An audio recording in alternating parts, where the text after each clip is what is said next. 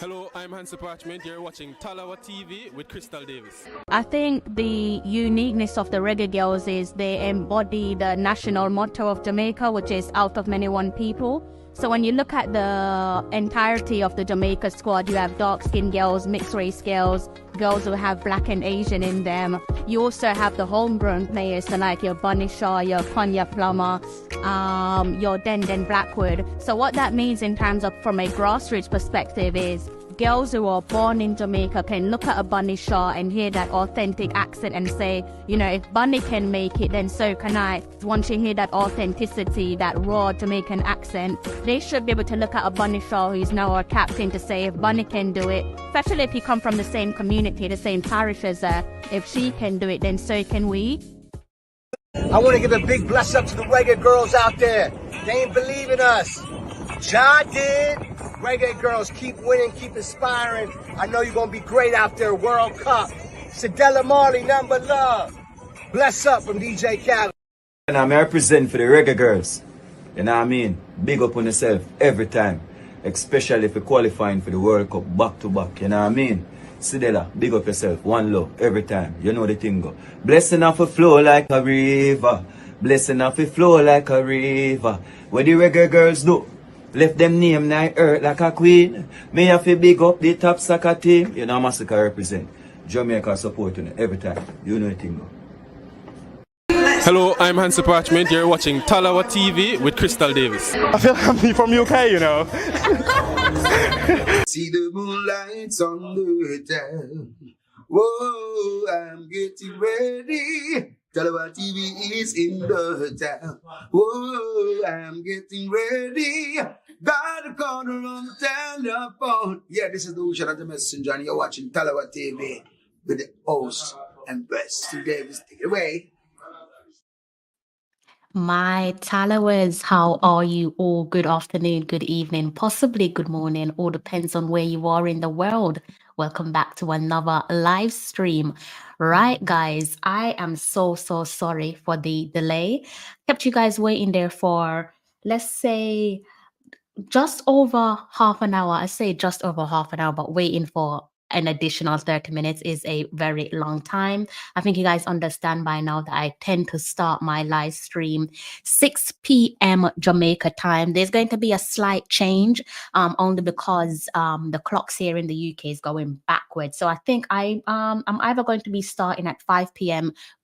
Towards the ending of this month, or 7 o'clock. I haven't quite figured things out yet, but you know, give me a little time and I'll manage to like put things together.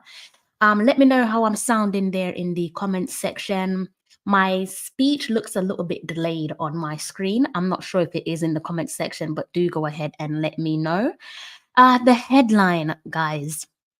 I think we need to talk about the elephant in the room, and this elephant has been present for God knows how long.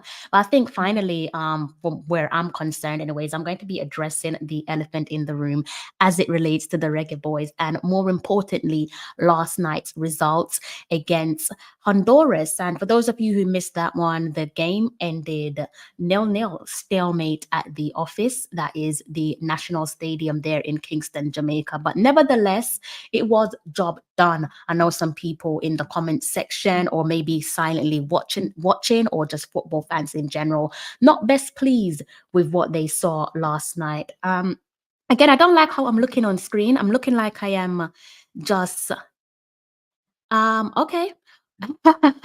Radio voice, it's clear. Interesting comment. So yeah, as I was saying there, guys, sorry, I got a little bit distracted because you guys aren't complaining, but on screen, I am definitely delayed. On my screen, I'm delayed, but as long as you guys aren't delayed, then that's all that matters. Yeah, so looking back at the game last night, I gather that a few of you are probably not happy bunnies. A couple people are a little bit annoyed with the show of performance or lack thereof as it relates to the Reggae Boyz, being that it was a home encounter for us. Although it didn't feel like a home encounter, and I'm trying to be very balanced and fair with the guys. I think, I'm at the point where when I do watch the national team play, be it the Reggae Girls or more so the Reggae Boys, I'm trying to not look at things from a black and white perspective. And it is hard to do so given the toxicity that comes with following the Jamaica senior men's football team. It is rife with a lot of toxicity, bitterness. It's pretty much not a comfortable place to be. Not definitely if you're looking for a place of solace, this is probably not the place for you. But come along, pull up a seat and enjoy. So saying that to say, as I said, I'm trying to give myself the benefit of the doubt, or give the boys, I should say, the benefit of the doubt by not looking at things from a pure black and white perspective. Because I think it's far too easy when we dissect football matches and when we look at reviews from football matches, be it at club level or at the national level. I think it's far too easy. I can't speak for you guys in the comment section, but for me, it's far too easy to say they weren't good. When it's blatantly obvious that they weren't good, I think it's too easy to just drop a bomb and say they weren't good and walk off. So for me, the last couple of hours, I had a busy day today and I came home and I was shattered. And so I haven't really managed to do much of my research that I would have liked to have done, but I am sat here with you guys. So as I was saying, much of when I came home, I was thinking back to last night's game and I'm trying to pinpoint what worked, what didn't work. And I think I've managed to make sense of a very dull encounter. And hopefully what I'm about to share with you guys also makes sense to you guys. Be interesting to hear what you guys think in the comment section as it relates to our performance. Why do you think we perform the way that we do?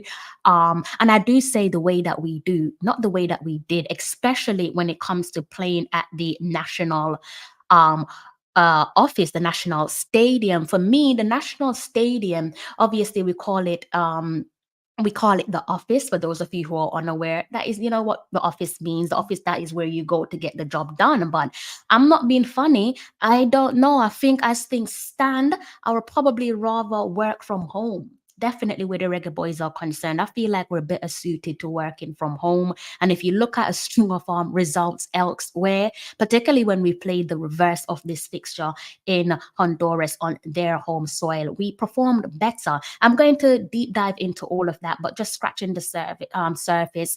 Yes, we didn't get the maximum points, which would have been the 3 all-important points. The gaffer there, Steve McClaren, did touch on that. The aim would have been to get the 3 points in the lead up to last night's showing there against Honduras, but it wasn't meant to be. Clearly wasn't meant to be. And I think there are some definite key reasons as to why that is. But as I said, we did manage to get the job done. Now, looking on to tonight, last night's game, pretty much same old, same old. I do want to applaud the Jamaica Football Federation and 876 Stream once more for their promotion of the match. I think it is working, guys. I actually felt quite pleased looking at the national stadium last night, and last night might not have been the first time that I felt pleased looking at the turnout there where the 12th man is concerned. Long may it continue. It just goes to show that if you market your product well, people will turn out in their numbers. Now, of course, it's nothing close to the capacity that we saw for the Nicaragua game. I mean, Nicaragua fans looked like everybody in their country turned out to watch them play against us. But we're probably a long way away from that, but I do feel like we're heading in the right direction. Nevertheless, I do think based on what we have seen since we have now enhance our promotion around the men's team, I do hope to see some of that, or not even some of same alignment there where the promotion of the senior or the just women's program is concerned. I would love to see that promotion there that the men's team are getting. I want to see that mirrored over to the Reggae Girls. Carrying on though, as it relates to last night's match, I think it is safe to say, and I do say this cautiously because you never know what's around the corner, but I think it is safe to say, at least for the time being, that the chips are falling into place, guys.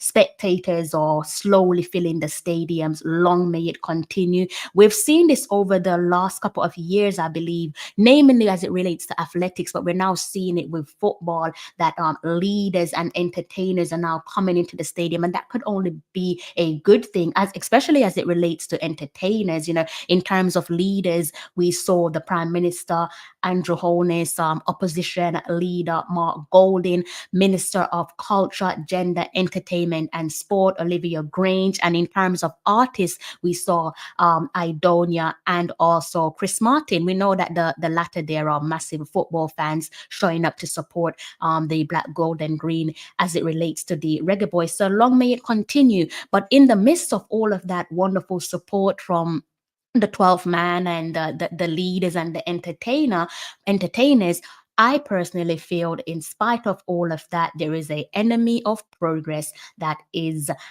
impeding us from progression. And I'm going to touch on that enemy. And that enemy is so known to us. It is looking at us in a plain sight. And I feel like that enemy is making a mockery of us. Most certainly feel like I'm being laughed at, or that the boys are being laughed at. So I am going to touch on much of that. Before I do so, let me just segue into my comment section quickly, and then I'm going to segue back onto the Reggae Boyz, touch on a couple of the stats there with you guys, and then continue with my thoughts and my opinions.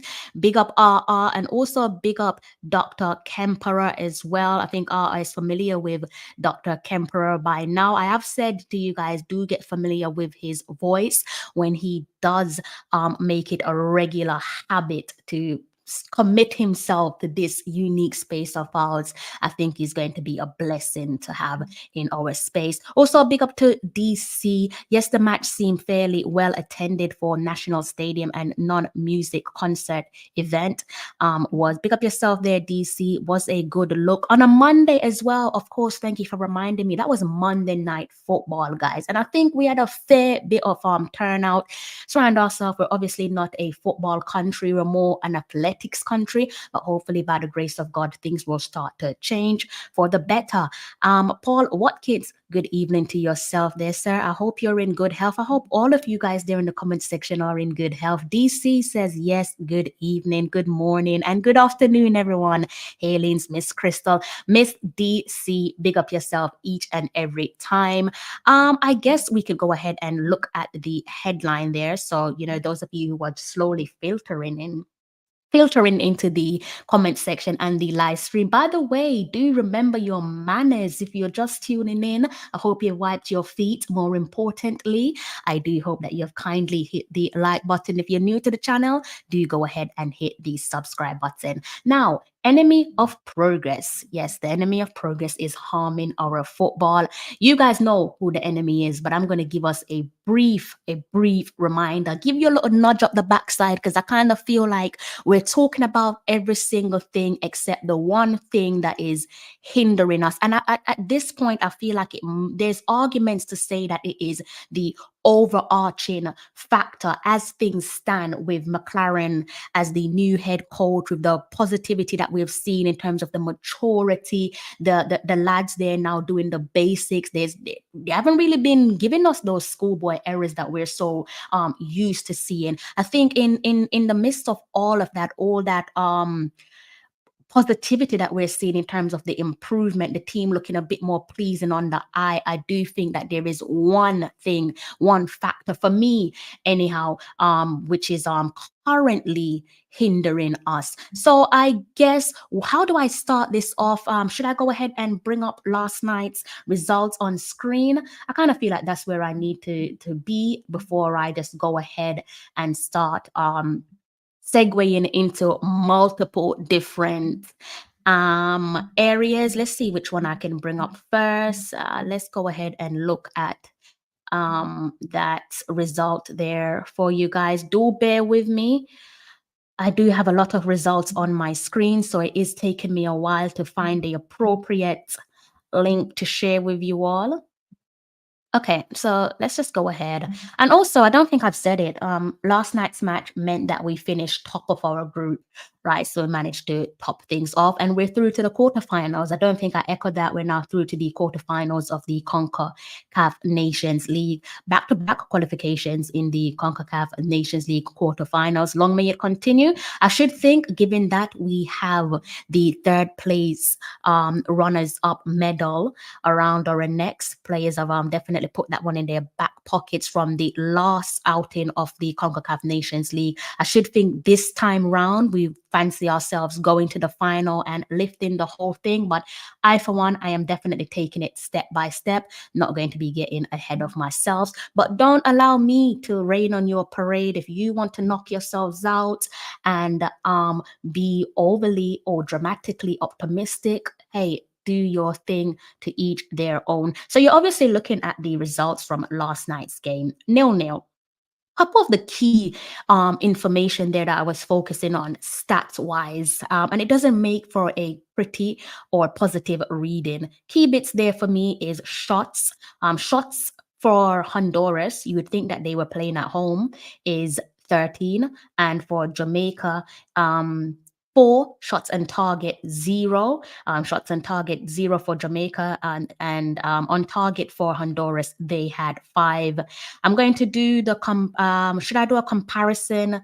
I will do a comparison with the reverse fixture. I think I might as well just deep dive into that now. So do bear these stats in mind, okay? Because I'm going to do a short little comparison before continuing with tonight's live stream. So the possession there for the stalemate on home soil last night, 61%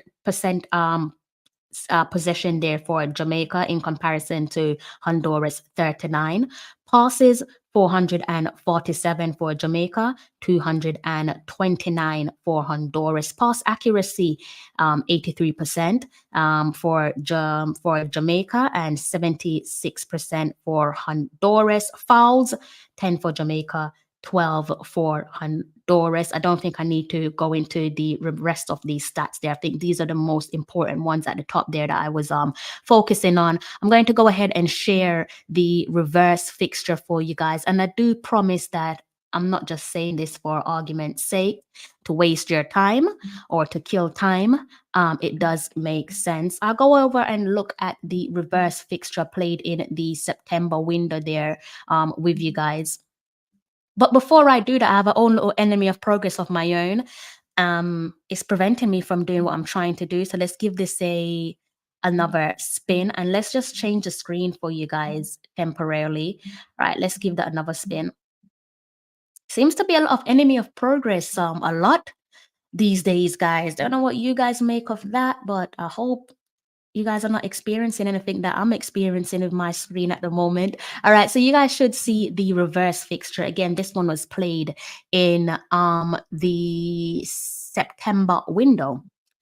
And totally different in terms of shots on target and shots for Jamaica, right? Remember last night, 0 shots on target. In the fixture there, the reverse fixture, you can see there shots for Jamaica, 9, Honduras, 19. Shots on target for Jamaica, 4, for Honduras, 6. Possession, 39% for Jamaica, 61 for Honduras. Passes, 329 for Jamaica, 512 for Honduras. Pass accuracy, 81% for Jamaica, 87% for Honduras. And the biggest takeaway clearly there for us is we beat them 2-1. I'm not too fussed about the own goal. Like I said, you know, if it's going to be own goal that sees me winning football matches, I'm not going to sit here and sulk and say that I don't want it. Of course, we can't rest our loyalties and or our luck on beating teams solely down to own goals. I think that's something that we'll need to amend in the near future as soon as possible. But I'll leave that one with the gaffer, Steve McClaren. Right. So I might actually come back to these stats in a bit, but I'm going to slowly move along. I think I will be coming back to the stats because it will add to the rest of the show in terms of context. Context, as with everything, is key. So as I said, when I was looking at last night's game, one of the things that definitely stood out to me when I watched back the match was the obvious, and it is to do with for context there, for some of you who are just tuning in, as I said, I'm now at a point where I'm trying to make sense out of nonsense when it comes to reviewing these games.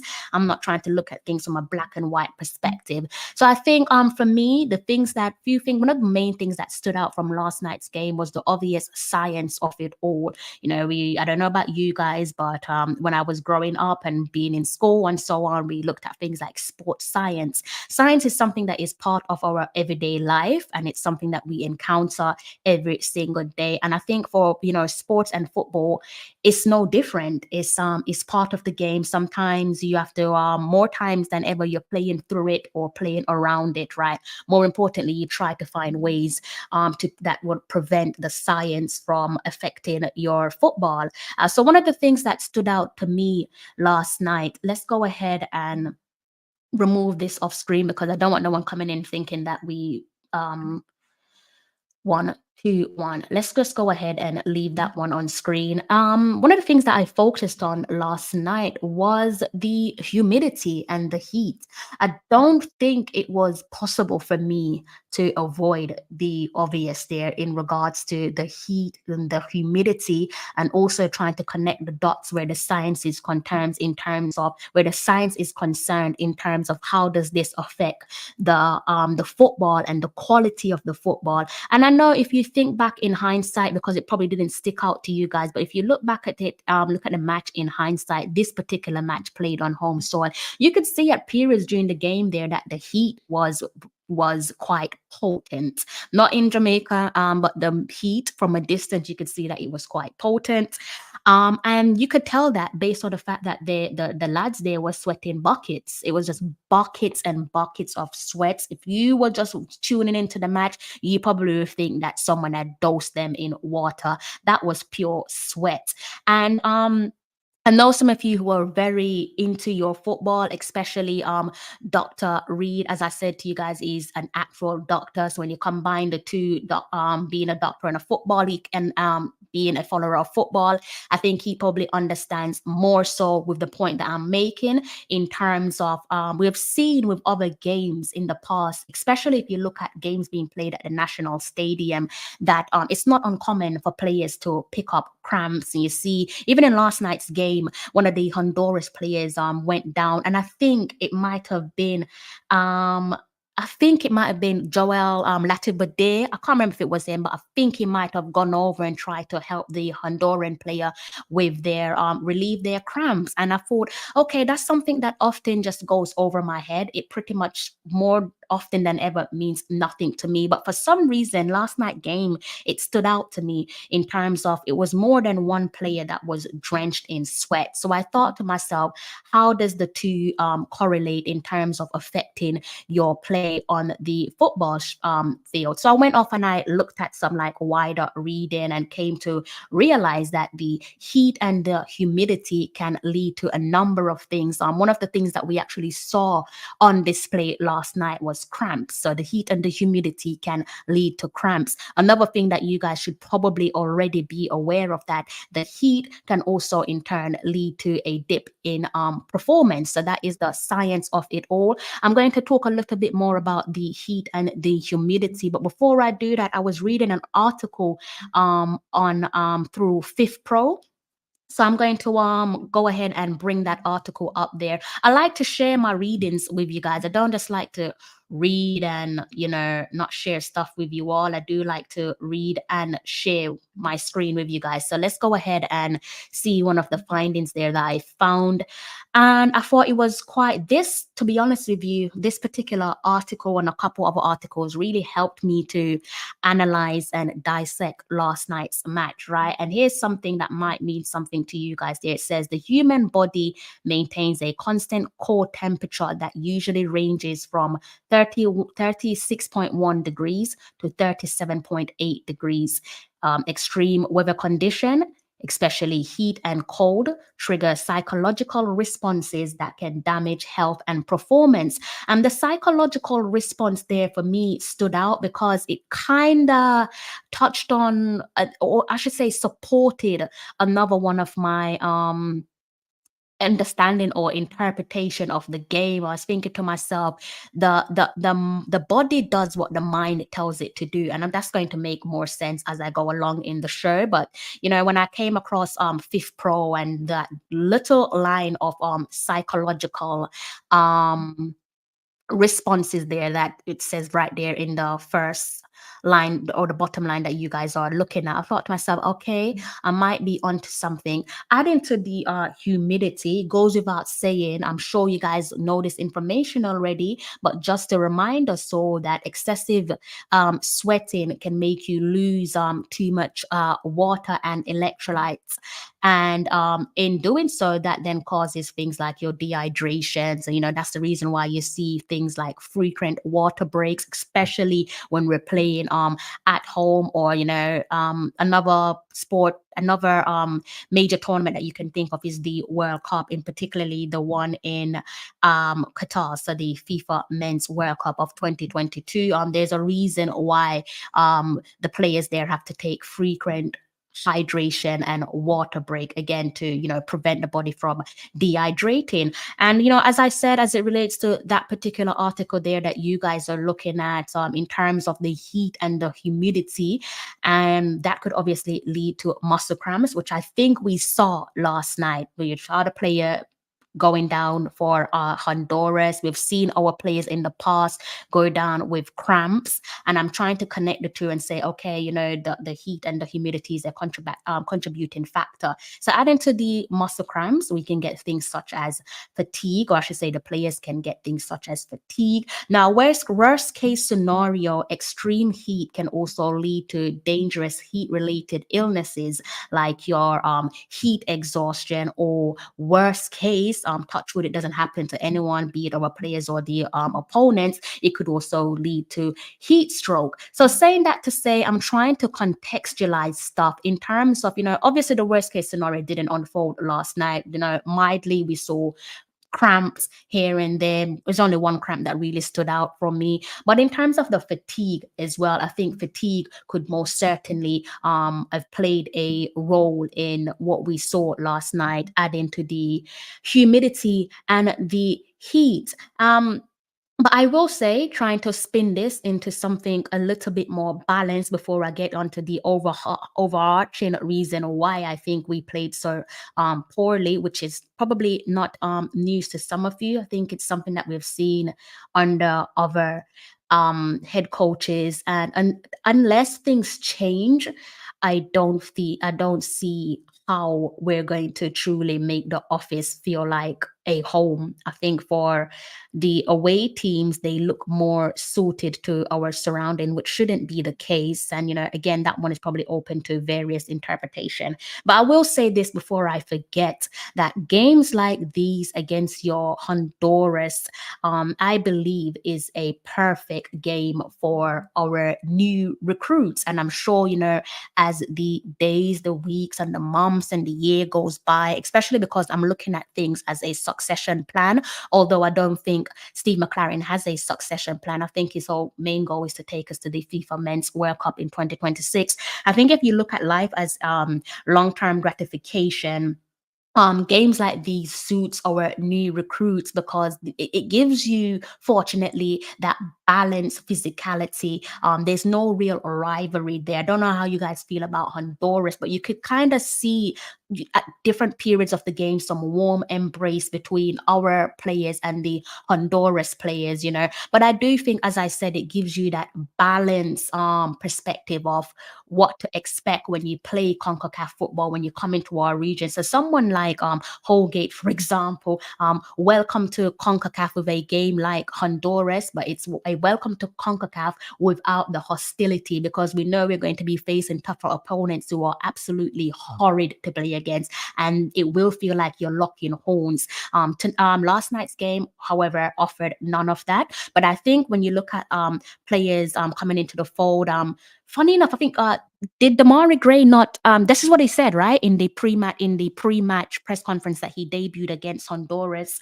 Holgate didn't debut against Honduras, but he did make his full debut against Honduras. So in saying that to say, you know, that's a player there that's got the cobwebs off his backs. He's been introduced to the home supporters, and he's also been fortunate to get a feeling of playing away from home, given that he came on as a substitute against Nicaragua. So he's played home and away. And I think it's safe to say there that, as I said, there's no real rivalries. There were periods of the game, particularly towards the latter stages there, where the lads were sharing water. Again, I think it might have been, forgive me if I'm wrong, but I think it was either Holgate or Latibade. Those are the two names that popped into my mind, where at some point one of the Honduras players were they were receiving treatment from the bench, and one of our lads went over to, I think it was to actually help him relieve his cramps, and in doing so, one of our players and also the Honduras players were together having some water and so on. And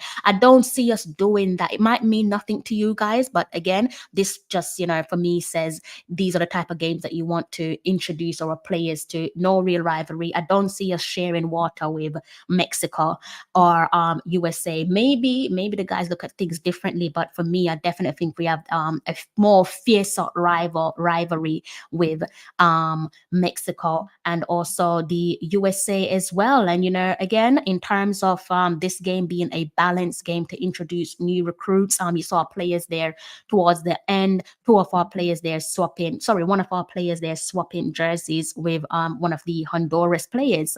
Holgate, I know I kind of anticipated people's reaction to Holgate, but in fairness to him, he did have a few good moments. Also going to be talking about Holgate as I progress through the live stream. But one of the things that I liked about him is that he's really fitted into this team quite well. It might not be pleasing on the eye for some of you or doing what you guys want of him, but I think he's doing all the things that is within his control. I definitely think first glance he's showing that he is a team player.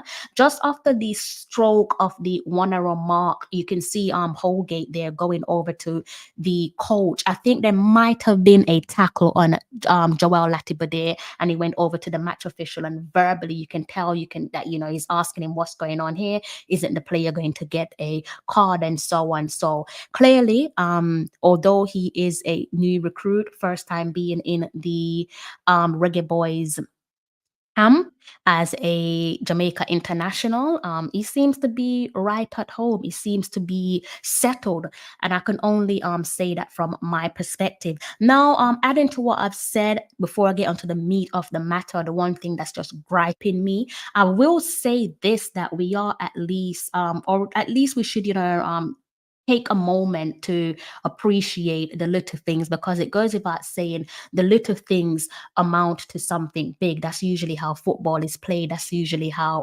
success, you build on success by doing the little things correctly. You build on success by putting medals around your neck and so on, winning in terms of club football, you probably build on your success of wanting to win the Champions League or the Premier League by winning the lesser known, or not even lesser respected trophies like a Carabao Cup, or maybe even the FA Cup. I'm not sure why the FA Cup gets a lot of bashing, but you get the gist of what I'm saying. Now back to the Reggae Boyz. I think in fairness to them, they are still doing the basics. I know last night's result wasn't pleasing on the eye, but I do think they're doing the basics. In fairness to Steve McClaren as well. I think it's safe to say, unless I'm reading the game wrong, compared to you guys, that it goes about saying that the subs, it's so weird that we've got a head coach that now makes subs, and it seems to be making the right type of subs. Last night, however, the subs for me injected life into the game. I don't know what you guys make of that. I felt that when they came on, we looked energized. I felt that we went up a notch, not several notches, but I do think that we went up a notch. But saying that to say, though they injected life, namely Kaheem Dixon, we still couldn't get the ball knocking. We didn't play brilliantly, but as I said earlier on, we managed to get the job done. Now, I think the reason why we managed to get the job done, although we're not playing at our utmost best or what we would like to see the lads do, is that we are seeing maturity from this team. Like it or not, we are seeing some maturity. I'm not privy to being an insider, but it does seem like they're now being coached well.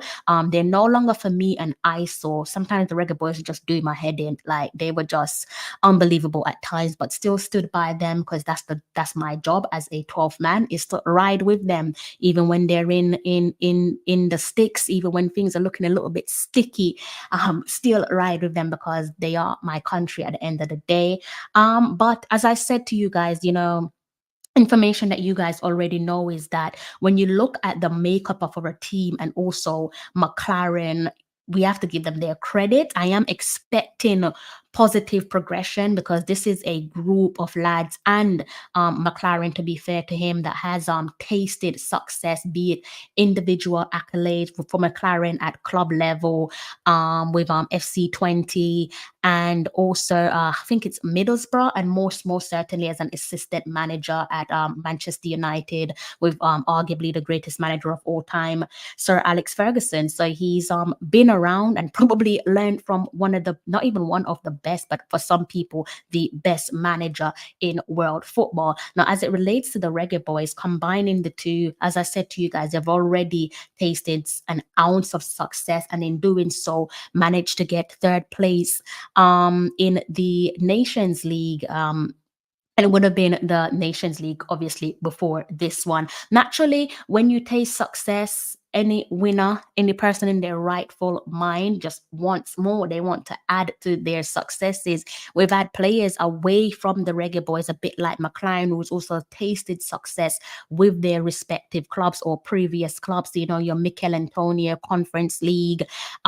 We've had Damari Gray. I think he's definitely, without a shadow of a doubt, no disrespect to the rest of the lads, but he's won the biggest trophy, being that he already won the Premier League title with the Foxes. The Foxes being Leicester City, and of course our very own Andre Blake has won at silverware with his club, Philadelphia Union, as well. So at club level and at international level, we've tasted some sort of success. And I do expect that to continue, because as they say, winning is a habit. So we have a head coach with accolades in his back pocket. Yes, you can sit there and say those accolades happened many moons ago.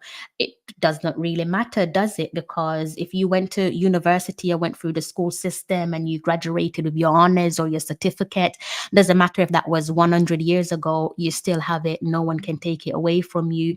And I think early days, things are starting to look good. I think I am being cautiously optimistic, although I do want to apologize. My scoreline, my prediction was horrendous. I predicted 3-1, and I should have known better.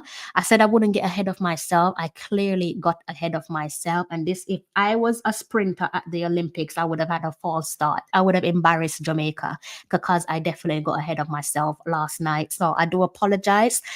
Good thing I'm not a bettor. I don't gamble, because I would have been pulling out my hair with that horrendous prediction last night. But anyways, focusing on last night's game, as I said, Mr. Kaheem Dixon definitely almost would have been a super sub had that shot gone on target and found the back of the net.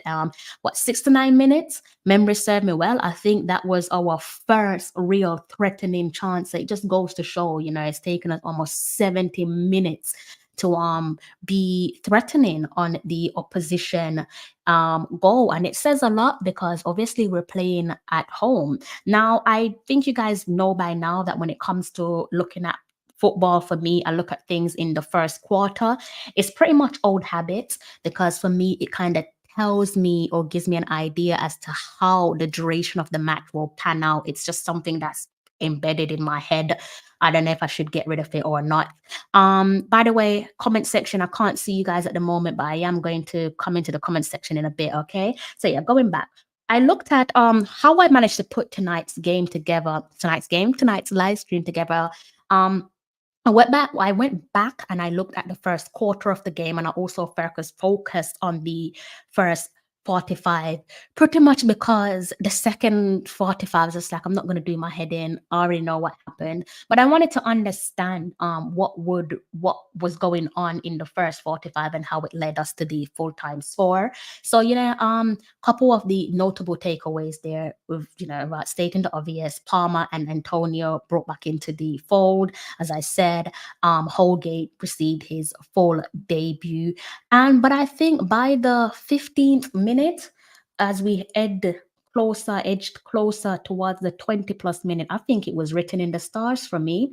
I started to look at our pattern of play. I was looking at our pattern of play, and there wasn't a moment or repeated moments where when I was counting, and again, this was for the first 45, where I could say there's a repeated moments there where we held on to the ball for more than a minute. And I thought that was quite worrying. I went back and I double checked, and I'm looking at things where we're holding onto the ball, but we're only doing so for matters of 27 seconds, and we did that maybe twice, 31 seconds, 28 seconds. Some of the longest that we held on to the ball for in terms of the first 45 was like 40 seconds, and that was because 40 seconds and 41 seconds, not that there's much difference with it.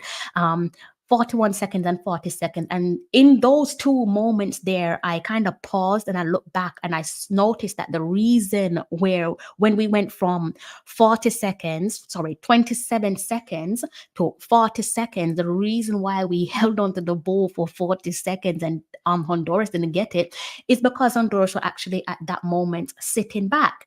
And they were at one point sitting deep, especially with the 41 seconds. And, for me, you could look at that in multiple ways. It depends how you guys want to look at it. For me, one of the things that stood out in terms of me being balanced with the Reggae Boyz and Honduras is that Honduras to me sense danger, and in sensing danger, they can't afford to commit bodies forwards. Remember, this was a game that really and truly neither side wanted to lose. For us, a draw would have done the job, and it did do the job, but definitely don't want to lose, and more so for Honduras as well. So looking at the fact that we were on home soil and we struggled to retain the ball, to hold on to the ball, again, looking back at the first 45, I couldn't see a period where we repeatedly held on to the ball for more than 60 seconds. I don't even think I got to 60 seconds. The most I got to was 40 seconds and 41 seconds. Now that is pretty piss poor. And I think looking back at McClaren's build up to the game, his pre-match press conference where he said, paraphrasing that, he wants 3 points. I think this is a gentle reminder for Steve McClaren that he might have looked at that game last night and made several notes. He probably has said noted. And I say that because, Jamaica football fans, you guys are a funny bunch. I love you guys. You're a funny old bunch. Jamaican football fans want expansive football. Now, I'm about to be the bearer of bad news for you all. You're going to have to get a grip, because this expansive football that you want, you might get it every now and then, but as things stand, I don't see it happening on home soil. Positional football and fluidity football, I don't think is going to work on home soil. And I'm not trying to be negative Nancy. I'm just trying to tell it like it is. Now, here is my gripe. Here is the enemy of progress that I'm going to be talking about, because this one's doing my head in.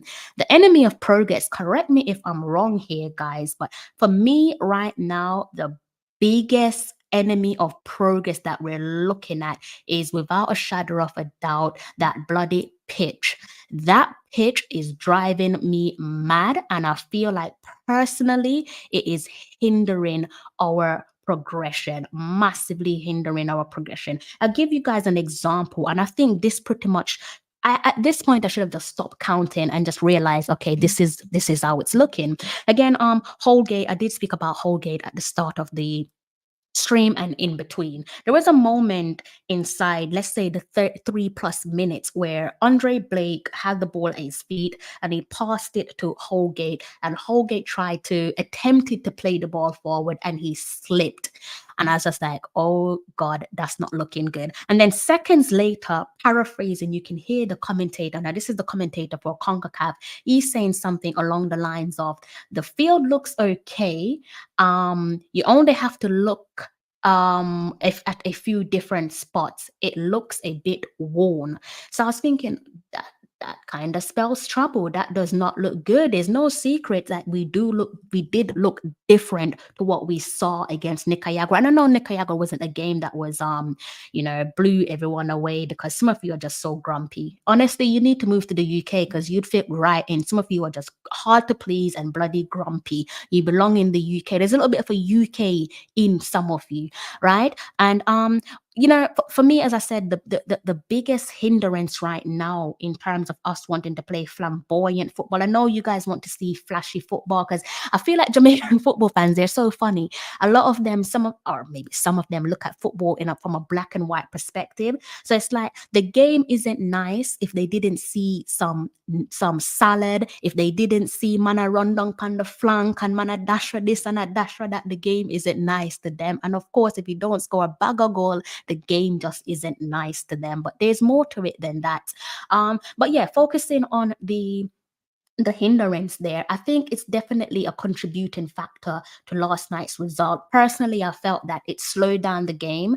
I think the movements, and I've already spoken to you guys about how long we were able to hold on to the ball for 27 seconds, the most at one point 41 seconds. And I look at those moments there and I say to myself, movements were disjointed, and I'm putting that not necessarily down to the players, but I think the overarching reason comes back to the poor state of the football pitch. Again, I think it slowed down our movements, slowed down the game, I should say. Movements look disjointed. There was no real rhythm there. We look massively out of sync, which is quite concerning, because that's supposed to be our home. And I don't want to sound like negative Nancy, but there was no spark. There was no real spark. As usual, we've seen in other games, the ball looked bouncy. And I said this after the Nicaragua game, that it looks as if we're better off playing on AstroTurf. I know that the disadvantages that come with AstroTurf, but for me right now, it's like, I think I'd rather take the AstroTurf than what the hell we have at the National Stadium.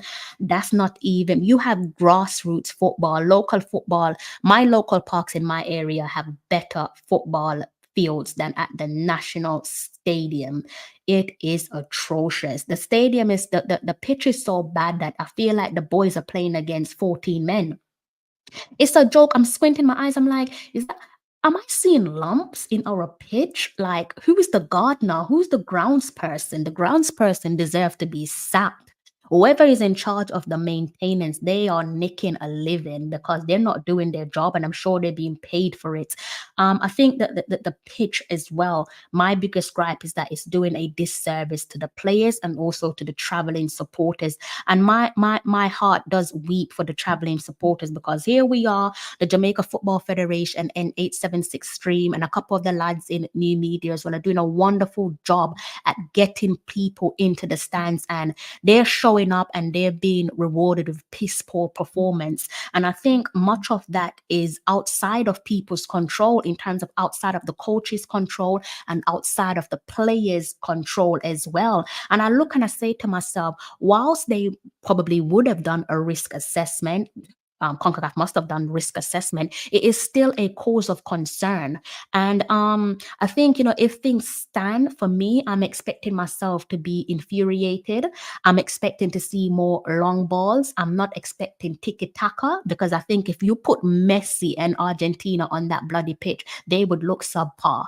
If you look at countries in terms of those MEDC countries, so like, your more economically developed countries like your England and your Spain, I struggle to see how we would persuade them to come and play on that soil, because I think there'll be alarm bells will be going off. And if they do come, I don't think they can produce tiki-taka football. I really don't. And this is why I say that no, that bloody pitch is an enemy of progress. That pitch is an op. That pitch is definitely an op. That's not a friend. That is an op. That is like playing. You're better off playing away from home.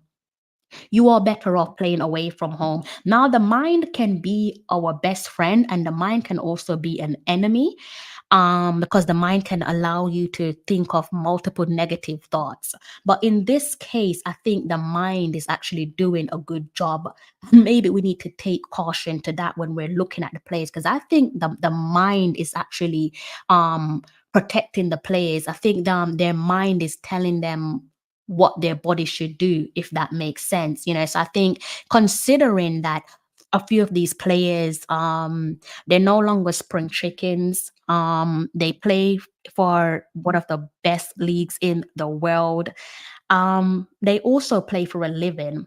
And I think people need to remind ourselves that these players do play for a living. Football at club level is their bread and butter, is their 9 to 5. So I think the mind probably sends message through to the player or players, and to play with caution. I don't think it's something that they're intentionally doing. I just think that the mind automatically sees the red flag and just like, hold on, tread a little bit carefully. Don't go into irrational. Don't be overly physical. Don't do this. Don't do that.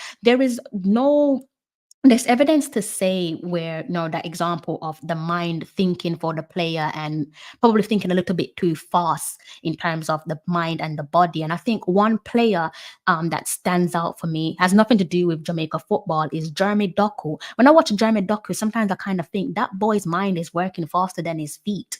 I don't know if you guys in the comment section understand what I'm saying, but in terms of the mind working faster than the feet and that disgusting pitch that they have to play on, I think in turn that then stifles the creativity of our artists. And unfortunately, even our artists are getting a beating. And I find it funny, because I said to myself, I was talking to Doc earlier on, and I was just like, what is going on with our fans? Like, I'm convinced that some of you don't watch the lads at club level. Now, Damari Gray, for context, he is coming back from an injury. Yes, he is one of the artists in our team, but it goes back to the mind telling the body what to do. I'm sure he's not going to want to put his body on the line and pick up another injury, given that he's coming back from a recovery. And in terms of those artists there that I alluded to, so you got Damari Gray, McGee. And, if they're not able to be creative, then that unfortunately has a knock-on effect on someone like your Michael Antonio. Michael Antonio is going to be starved for services if his creative players, if his artists can't provide him with the necessary passes to make him work and for him to execute what he is there for, which is to obviously put the ball in the back of the net, amongst many other things. So, the pitch for me, number one enemy of progress. And I think, for us to get that ball moving, it's going to be a tall ask, because the measurement has to be precise. So if you're only retaining that ball for, say, maximum 40 seconds, the next move needs to be accurate. We need to be able to move that ball accurately. And go back and watch the game from last night. It just was not possible. And I think that pitch, unless I am wrong, unless my eyes is fooling me, it's not necessarily the players aren't good enough. It's not about the players falling off. I see some people saying the players are falling off. You need to give your head a wobble. The players have not fallen off. Class is permanent. It's not about that. They can't look wow outside of Jamaica, and then when they come to the national office, they're looking like, what the hell is going on here? They don't come to Jamaica and just decide they're going to put their feet up. basically. I'm sure if anything, they want to be killing off teams on home soil. But I think that as much as they would like to, it all starts from up here. It all starts from your head. It all starts from your mind. The mind's not allowing them to do that. And yes, I know I will have some people pulling back and saying, because to be honest with you, I do want to apologize, because I remember at one point I was just saying, get on with it. That stop using the bloody pitch as an excuse and get on with it. But actually, I was wrong. I was wrong. I misanalyzed that situation there where the Reggae Boyz are concerned, because I was comparing them to what I've seen of their female counterparts, and that was wrong of me. It's not wrong to compare the men's side of the game to the women's side of the game, because the ball is round and they both play on the national in the national stadium at times. But yes, some people will say the Reggae girls are qualified, played and qualified for back-to-back World Cups, and they've, as I said, been successful. But that doesn't make it okay for this mediocre standard to be accepted.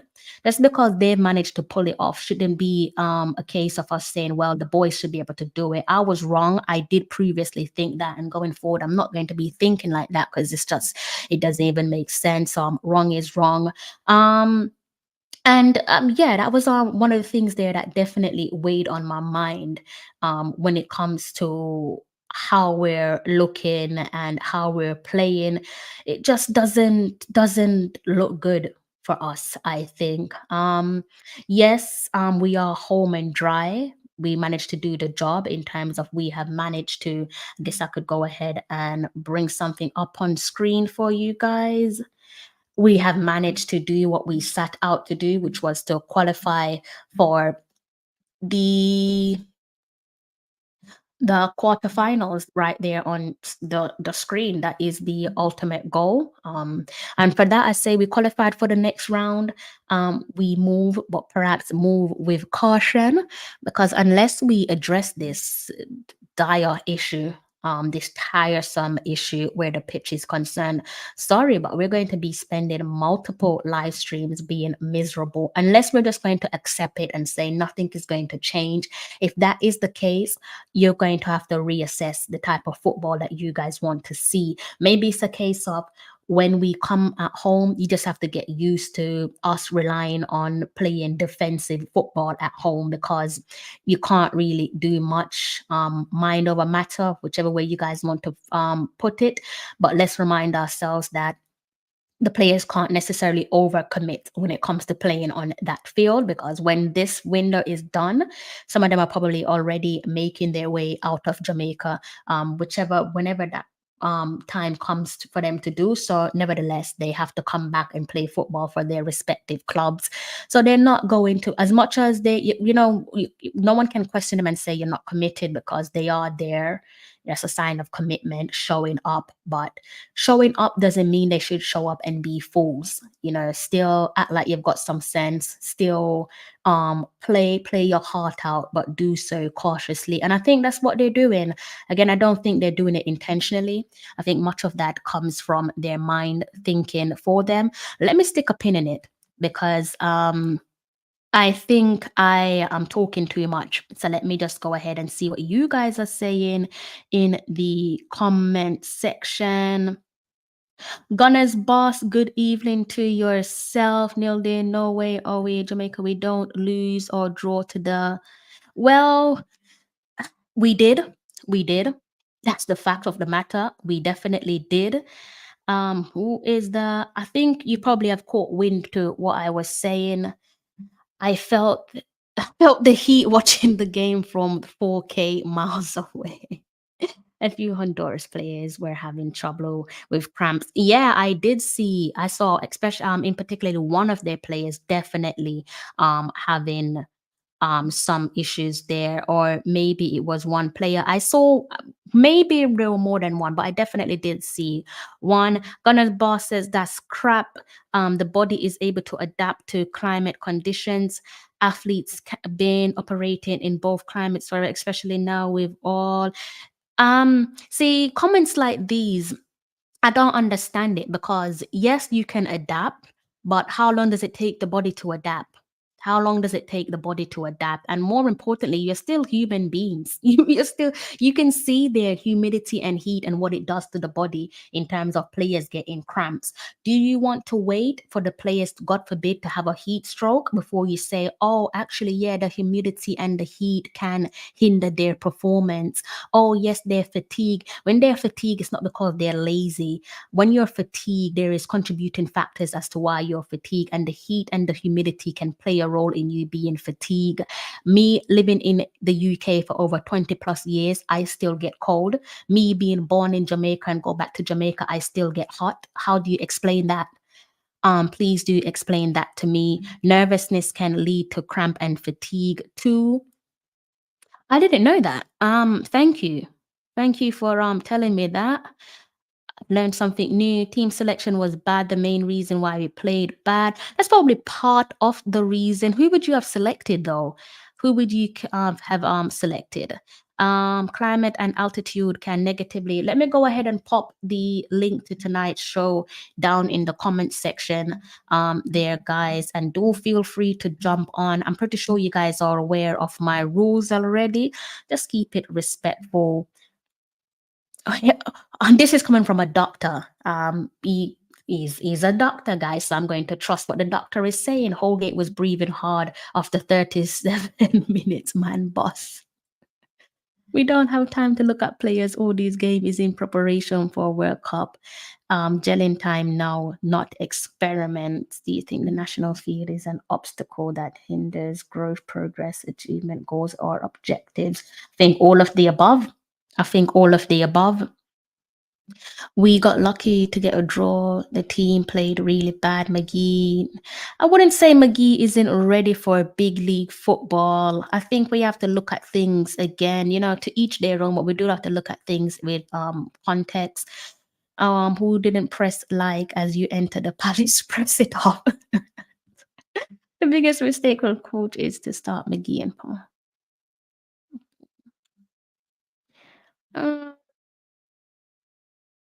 Interesting observation. I'm not going to disagree with you. Instead, I might have to just go back and watch the game. So I'm not going to shut down your opinion. I think I might have to go back and watch the game. Really? Do you think so? Because I think the opposite. You would win a gold rack. I know why you didn't see that previous sustained. Said the field looked fine when you see it on TV and even in the stadium, but it breaks apart quite easily and quickly during the game. Yeah, I saw it. I think from bird's eye view, the field looks immaculate, but when you look close up, you're like, that is horrendous. That is. I don't know if I've seen a worse pitch than that, to be honest with you. Maybe it's because I'm more fixed on it because it is Jamaica. I don't know. I cannot put my finger on why the pace of the play was sluggish. The state of the pitch as one of the causes makes sense. I think that's at least a reason that I am leaning on. Big up yourself, Chemo. I hope you're in good health. Hope all you guys there are in good health. Big up yourself, Lee, as well. Cranky, blessings to yourself there, Cranky. Hope you're in good health as well. Night Rider, I hope you're in good health. Thank you for raising the issue of the stadium pitch. I think it's one of those elephant in the rooms that we are so aware of. But I think one thing with Jamaicans, we accept mediocrity too easily. There's no way that, well, first of all, this wouldn't happen in England. The Wembley Stadium wouldn't be like that. But we are too easygoing when it comes to accepting things that isn't acceptable, if that makes sense. Well, that's just what I think of us. McGee, stop, follow, and them guys. To each their own. First of all, don't girl me up. Please don't do that. Whatever Ryan says on his channel, I am not in control of what Ryan says on his channel. If he wants to stand by any player, that is his business. He's well within his right to do so. If he wants to speak a certain way when it comes to other players, that's entirely down to him. And I don't see did I even mention Tariq McGee's name? I think I probably mentioned it once. and that was to add context. So I'm not sure why you're coming from me, because clearly you don't like Tyreek McGee. And if you don't like Tyreek McGee, then that's on you. And one thing you are going to do, whether you like it or not, you're going to have to show me the same level of respect that I show you.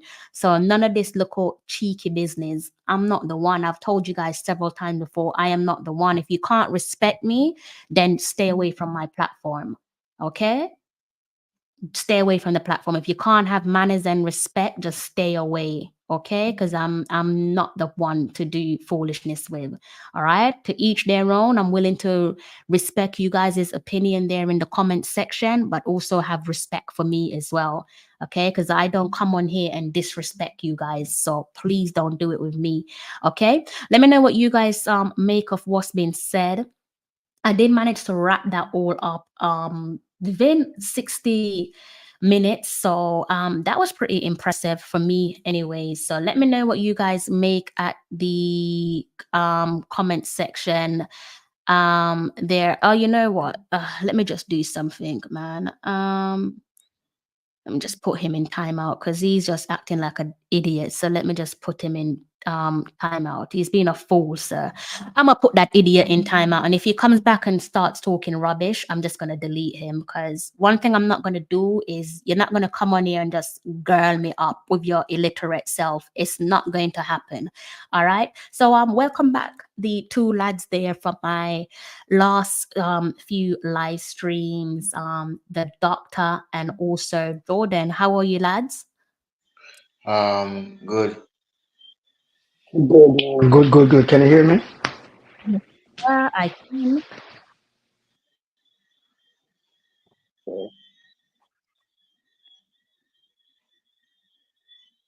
Right, guys. So let me hear your thoughts on last night's game. What's everyone's thoughts about last night's game? I have to big up to Andre Blake.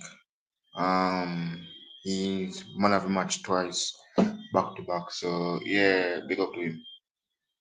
He's our best goalkeeper, my friend.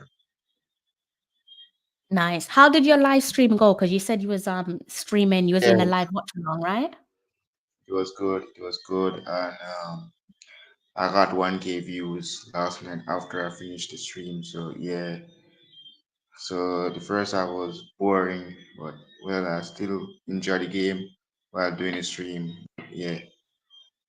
So Nice, nice, great, man.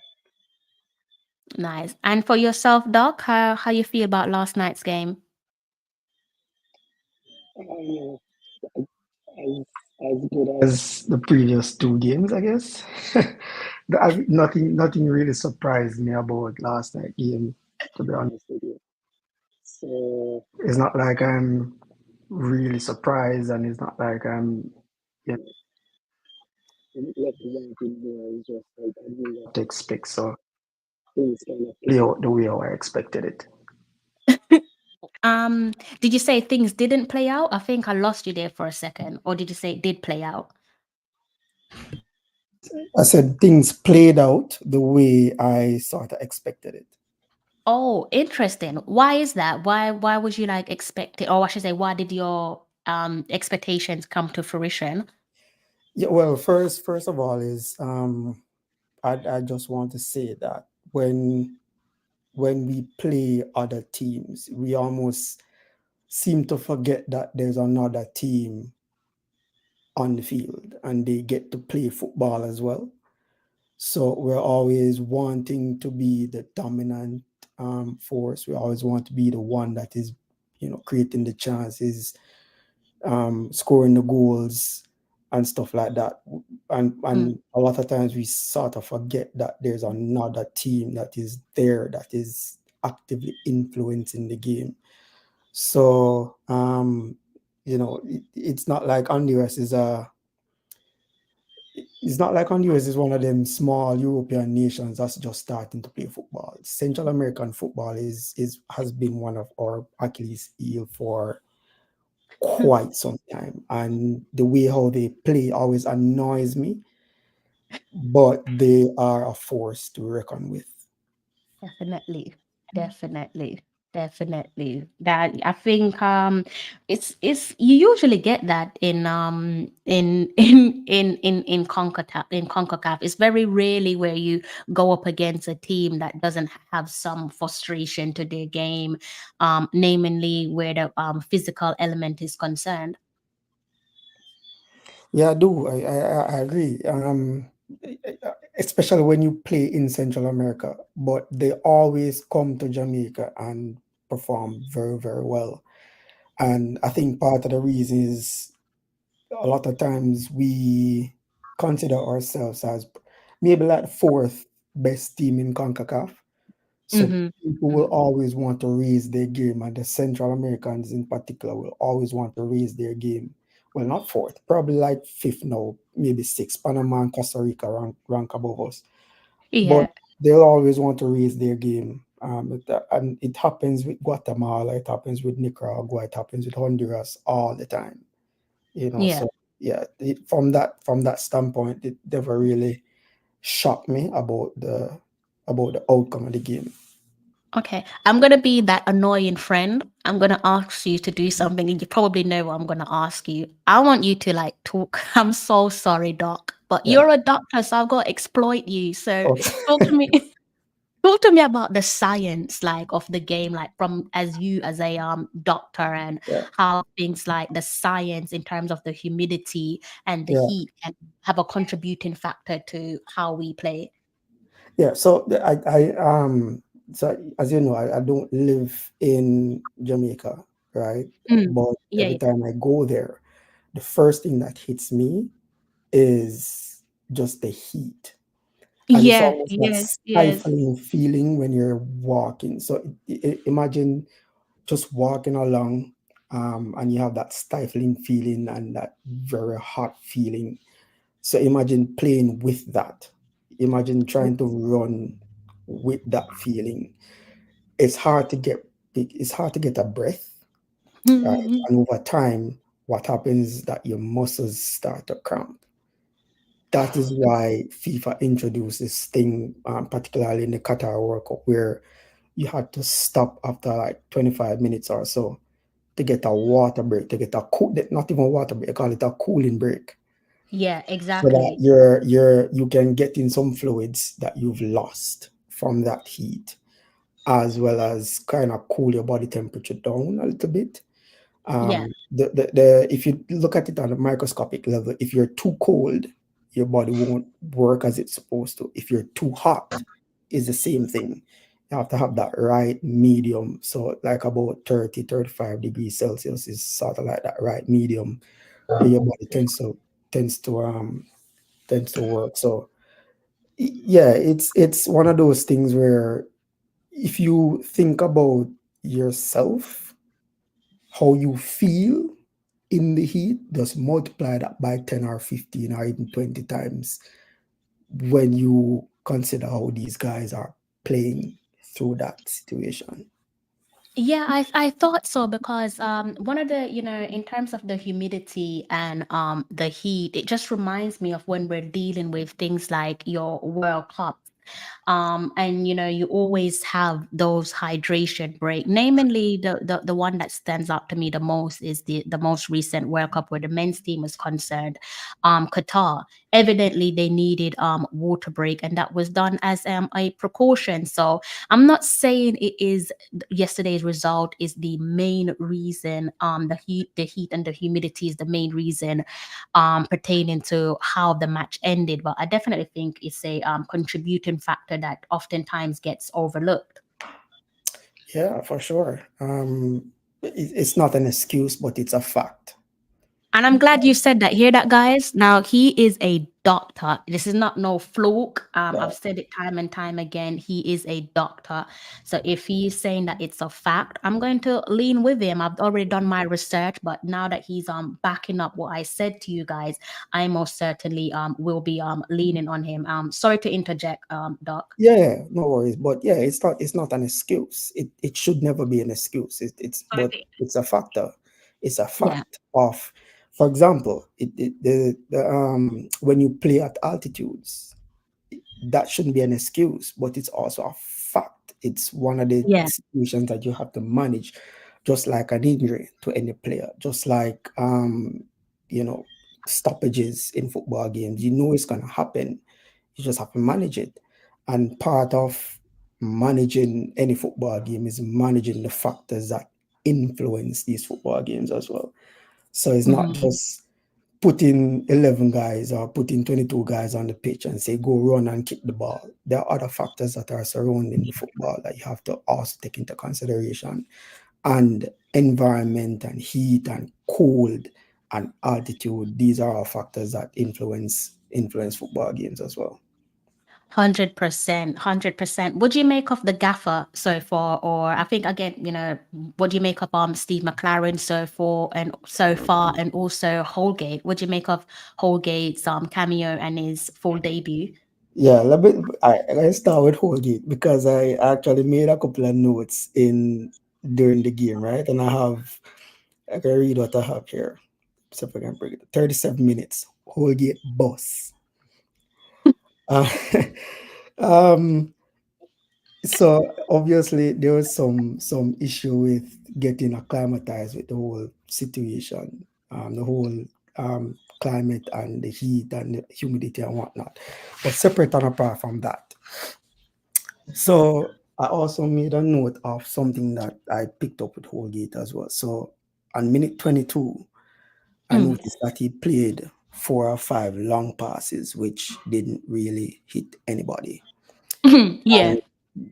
You shouldn't be surprised to realize or to notice that he actually played 13 long passes throughout the entire game, and only 3 of them hit the target, right? So that's something that I saw, and I was like, "What's happening here?" Even at times when the open shorter pass is available, he didn't take it. And I think a lot of the times, I think Joel and Casey were a little disappointed with him for making a long pass that went nowhere rather than accessing them. But I think part of the reason is, so if you notice how we build up in that game, so initially in the first half, we had Casey and Joel kind of flipping positions, but they were always on the outside of the 2 center halves. Yeah. So Casey was really the first receiver. Joel was sort of like the man who mops up if anything breaks down, but they kind of flip. However, the Hondurans targeted Casey Palmer and Tyreek McGee, right? Every time Casey Palmer received the ball, you have 2 or 3 Hondurans that are just pressing him aggressively. So they allowed us to have the ball between the 2 center halves, between Andre Blake and the 2 center halves. But as soon as Palmer or Joel or McGee got the ball, 3 or 4 of them press aggressively. So you saw a lot of turnovers initially in the first probably 20 minutes or so. Certainly the first half, you saw a lot of turnovers and a lot of plays where the Hondurans outnumbered us going forward. In the second half, it kind of switched. So now we're not allowing Casey to receive the ball with his back towards the opposing half.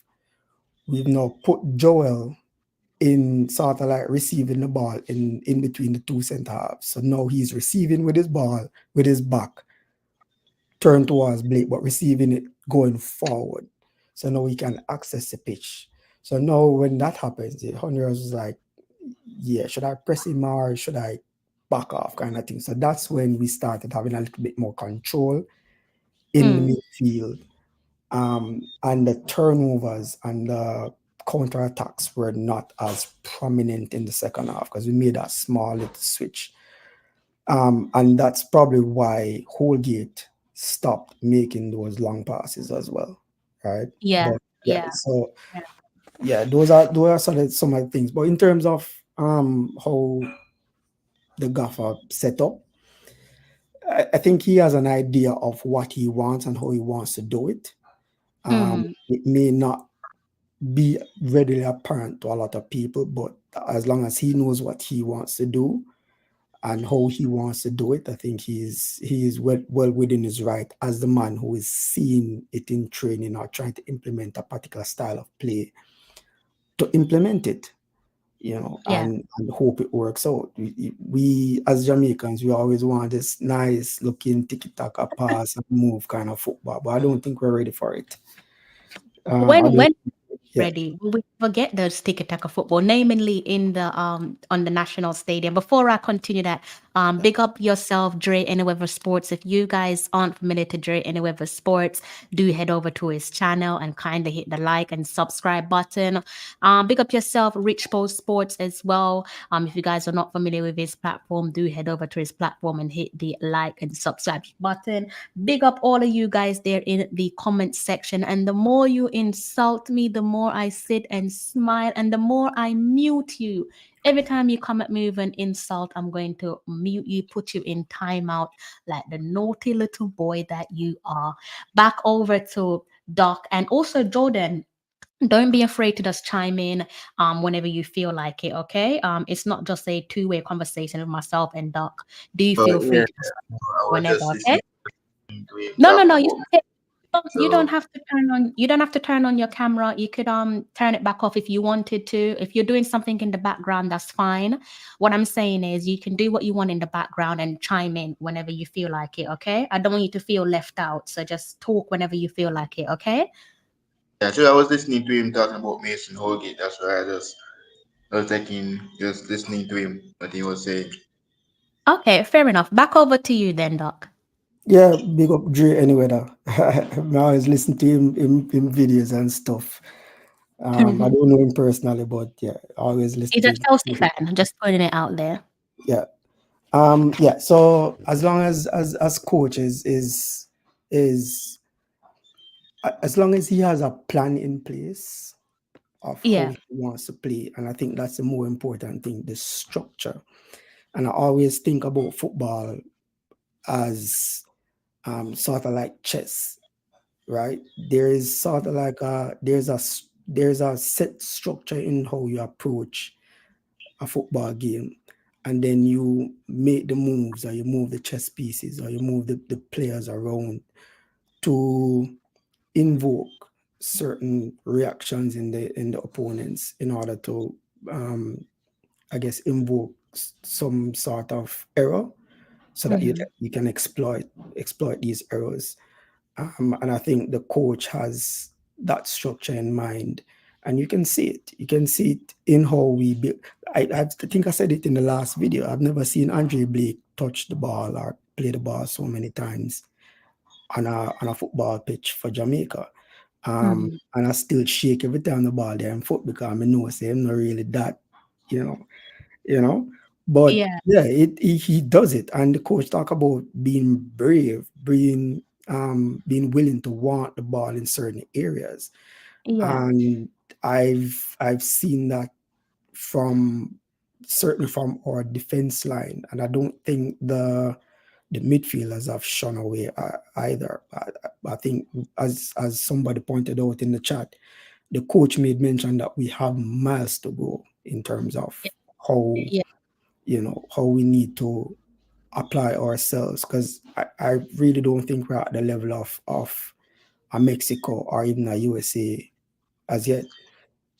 So there are platforms to use, there are baselines to use, but we still have some miles to go.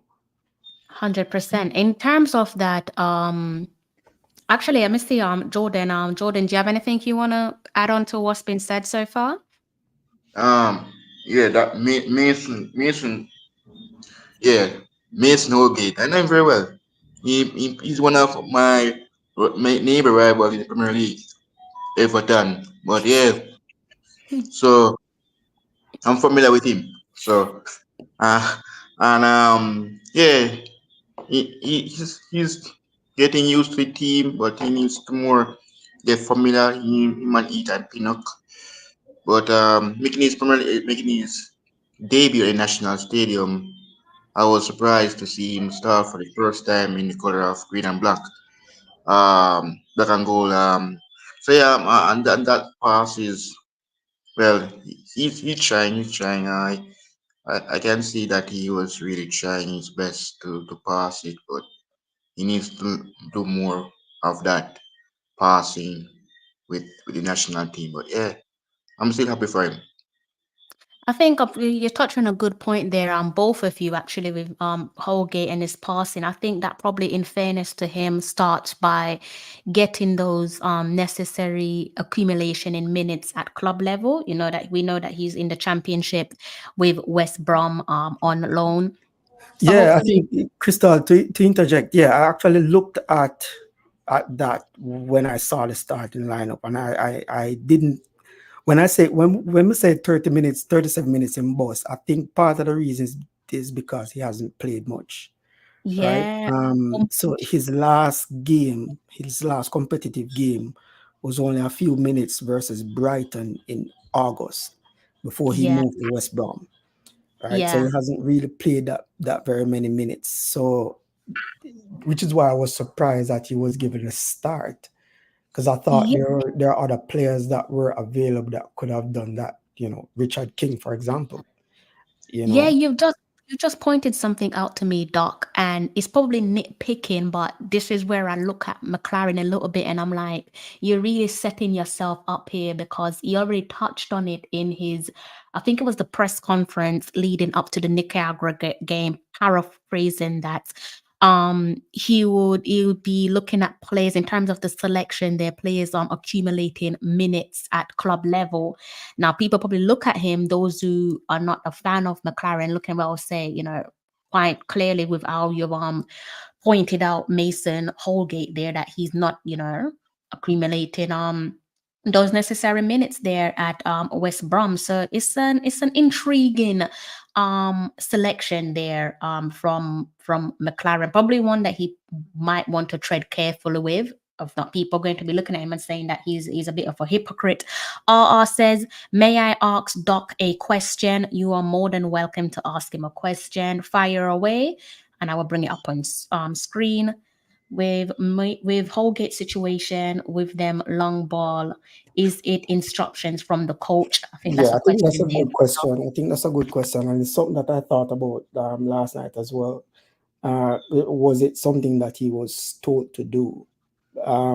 However, I don't think so. I think the way how we set up with the two midfielders going wide in order to receive the ball off the center halves, right?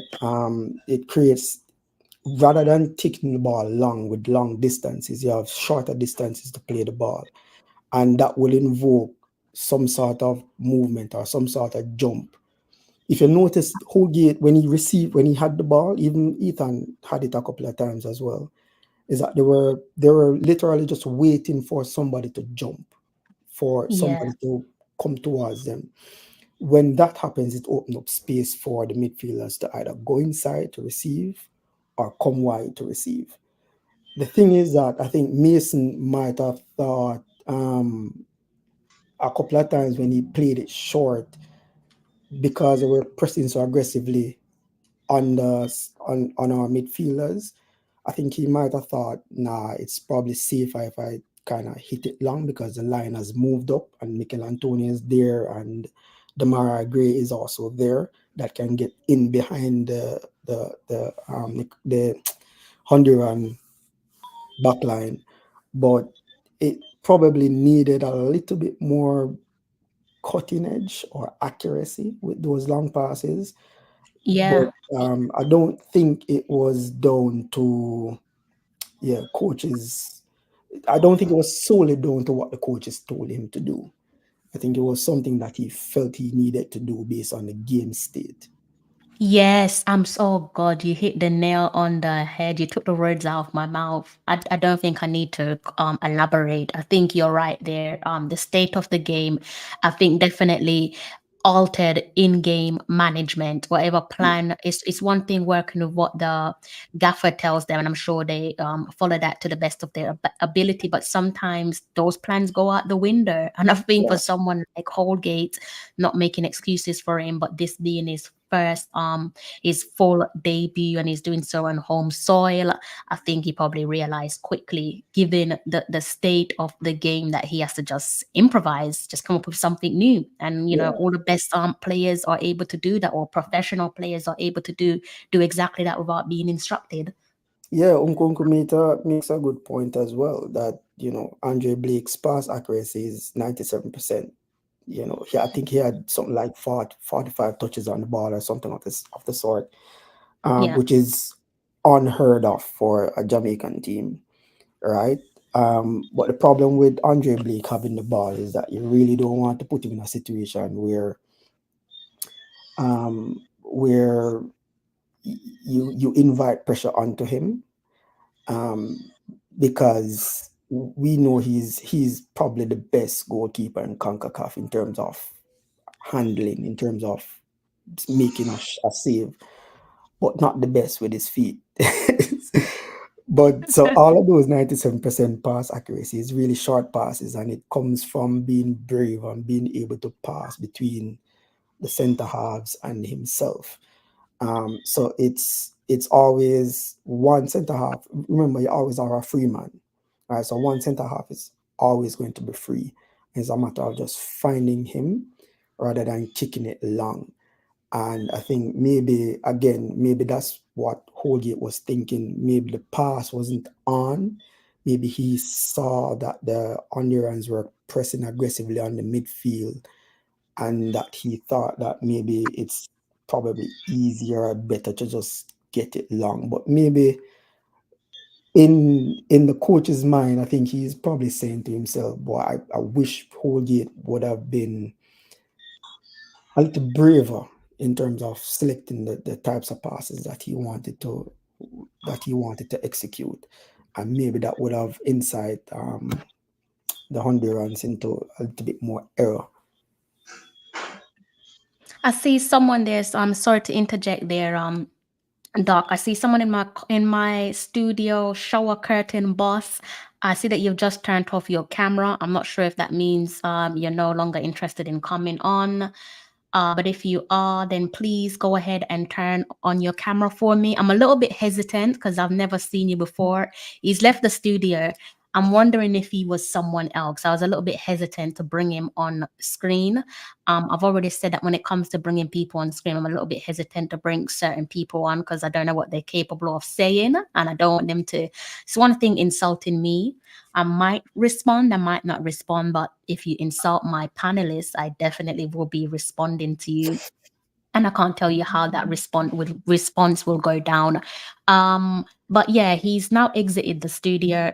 He's back in. I don't know what's going on here. No, let's see. I'm gonna try and bring him on screen. I'm hoping he's not someone that's going to just mess up my live stream, but let me hold my breath and bring him on screen. Good day to yourself. You don't look like a troublemaker, so you look fine to me. How are you? Night, hello, Good night. night Hey, panelist. I can trust you. I've never seen you before, so I Yes, was a little. sir, John. Oh, yeah, man, I always over Ryan, man, over Ryan LFC. Okay, that's fine. But I can trust you. I follow all honesty, me always, and follow up whenever I come on yourself, Yeah. management, MG, this and that sports, DNA, All of them. all of them. You're supporting everyone. I like that. That's how it Yeah, should man. be, and support everyone is possible. Yeah, man, I try to follow up because I think we have the same man, we on the same level in terms of how we want the team to really make it to the next World Cup and how we want the team to move forward and just progress football wise. So, I try to keep up with all of you guys. Okay, wonderful. Well, thank you for showing my platform some support. I definitely appreciate it. I don't take you guys' support for granted. It definitely means a lot to me. So thank you. And thank you for coming on as well. I'm not sure what your opinions are, but thank you for popping on. Hopefully this won't be the last. No, definitely not. What do Definitely you not. make of what the lads have said, what Doc and also what Jordan has said so far? Or maybe even the guys in the comment section? But so but just see the live and I think just join. I just go on the YouTube and just see the live pop up on the thing and then realize that realize when I Oh, talk about the match, somebody else did kind of they join first and then that will go to something and then come on from it. Come back. okay, so But let me try I'm and be. assuming that you guys were talking about the match we play yesterday. Yeah, trying to make Mm. sense of it. I said to myself, in the past, I've looked at things quite black and white without being completely fair to the team. And I think I'm not going to make excuses. So I'm not even going to name the reasons why, because it was just wrong of me. But last night's game, I kind of did things differently and I looked at things outside of the black and white perspective. So I'm trying to make sense out of what is probably deemed nonsense in terms of the performance. One of the things that I picked up on is how science has a role or play its role in the player's performance. And the gentleman on the screen of the K, he's actually a doctor. All right. So if you hear me calling him doc, he's legally a doctor.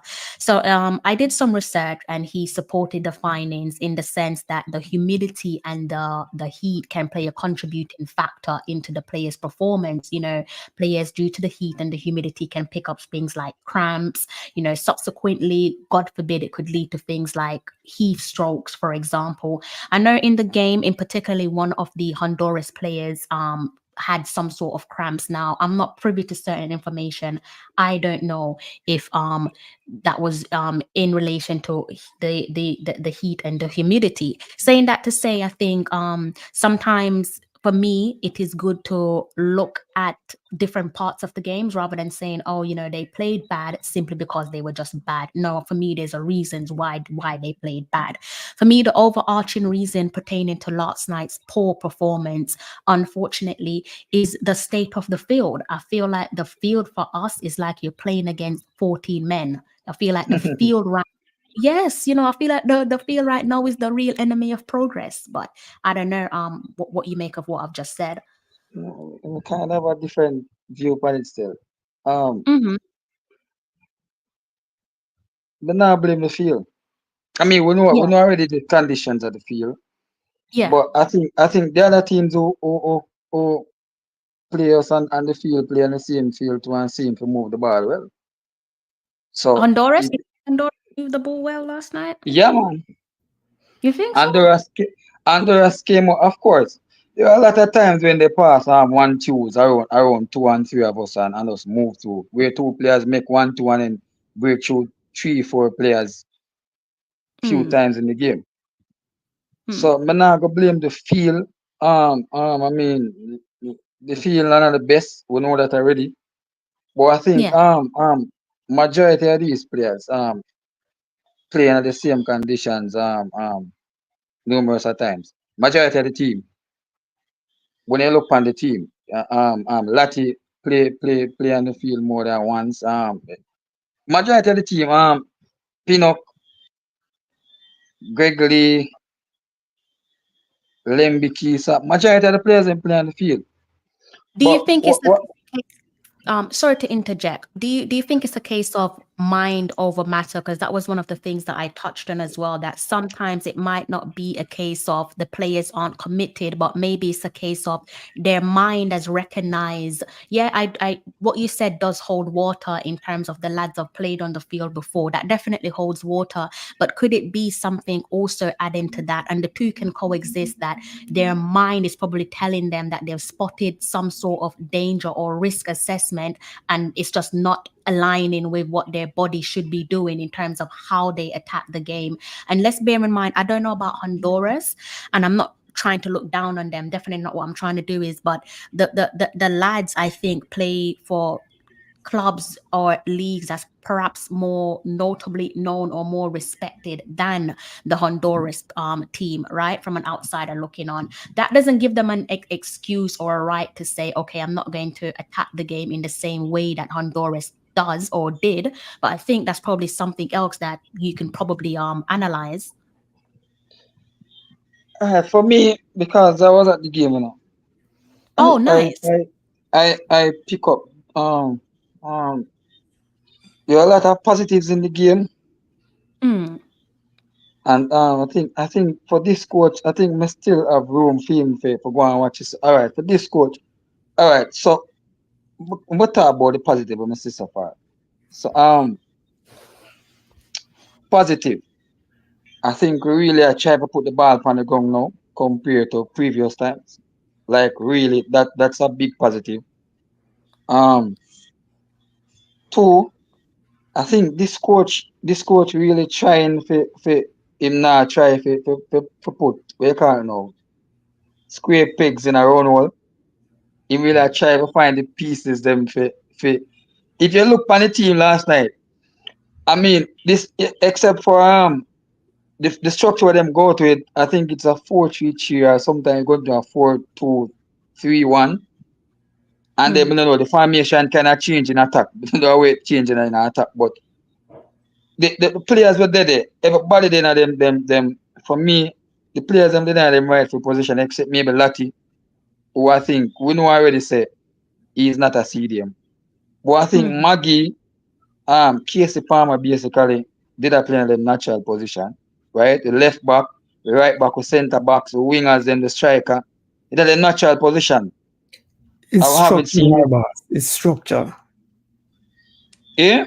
Yeah, I'm saying it's structure. It's not people doing what they want. It's really just people being in positions where they're supposed to be, Yeah. rather than So being a free for all. Yeah. yeah, so the plus to that was that a player can't say him out of position as to why him never did a perform. Or him a play now except for Lati, who we know Lati already we can cuss Lati every one, but I think Lati offers that defensive protection somewhat for most part in front of the back four. Because to be fair, last night had Honduras been more clinical, we could have really earned about three the least. I thought three clear chances where they got through. Not because of balls with them win from we, because them are pressure we, but because of ball we mistakenly pass bad or some bad passes or something like that. But I think a lot of nerves are in the game too. But I think whenever we in a seem like we did kind of learn from adjust based on how the game I go through. Whenever I really adjust, I think Honduras came with a game plan and their game plan was well executed. I will never adjust to the in-game change we make. Because in the match we play Honduras at them home, right? Honduras was a lot open. They were open because you know them a play at home and all of that, and their natural style for press so them bit open. And then realize so them get hurt being that open. Right? So them come our yard now and decide so they not go be so open. Them are go pack the middle, right?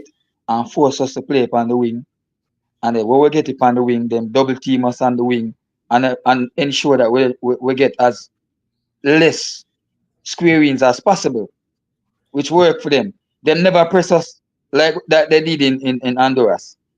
Them kind of wait till they reach enough for them off before them really try to really put on the pressure upon it. And many things we really adjust. Many things we really adjust to it because for most part the midfield is empty and then the centre backs them try to move the ball around and wait for a midfielder for job to get it to him. And the moment when the midfielder never did that come, they just keep the possession one at the back and I try hold it and I try hold it. I think them should have really with that possession one at the back, nothing wrong with it. Even if the midfielder not job, I think them should have really push up Pam under some more, like push them at them off, so the team could have been more close if it can move the ball. Why do you think that is though? Why do you think they weren't able to do what you had in mind in terms of the execution? As I said, I think a couple of things. One, I think they made expect Honduras to come out again to compress it as they did at home. Right? Where them can get more space. Because Jamaica is a team we realize, we don't move the ball well, but with the quality of players we have, even if we play a US or a Mexico, the talent we have in the team, if you give us a lot of space, we can damage you. Even though we not move the ball well as we expect the team to move it, with the quality of players we have. If you give Jamaica a lot of space, them can damage you. No matter the team we are playing. But when you not give Jamaica space and now, it's like we find it difficult for break down teams where don't give us a lot of space. And that's one of the thing where true we are, because the Honduras never come press with like we expect. That one. Two, I don't know if the chemistry, I mean, may I look, but they really expect a Casey and a Maggie, because them are one-touch players, you know. A players them like to move around and you know, I may say yes. You know, the defensive structure that they be under in terms of Latin. Because we know Latin not gonna do much with the ball, but we have the two more ball handlers on the team. We are say the two ball handlers at the midfield. I can point out something. Yeah. So I agree with most of what you said. There are a couple of things I disagreed. I must start with Casey and Tyreek. So I think I mentioned it earlier in another stream. Yeah. As it relates to Casey and Tyreek, I think the Hondurans knew that those guys were the outlet in midfield. So them kind of back off and allowed us to have the ball until those guys became available and those guys were on the ball, and start them press aggressive on those two guys in particular. I think if Bobby had started, I think somebody mentioned Bobby earlier. If Bobby had started, I think he would have been one of the targets as well. So when Bobby or Casey or Tyreek receive the ball, that's the trigger to press, right? I think the coach knew, or whoever it is, they knew that Honduras is not going to come and go gung-ho. I think they knew that Honduras were going to come and be compact and try to hit on the counter.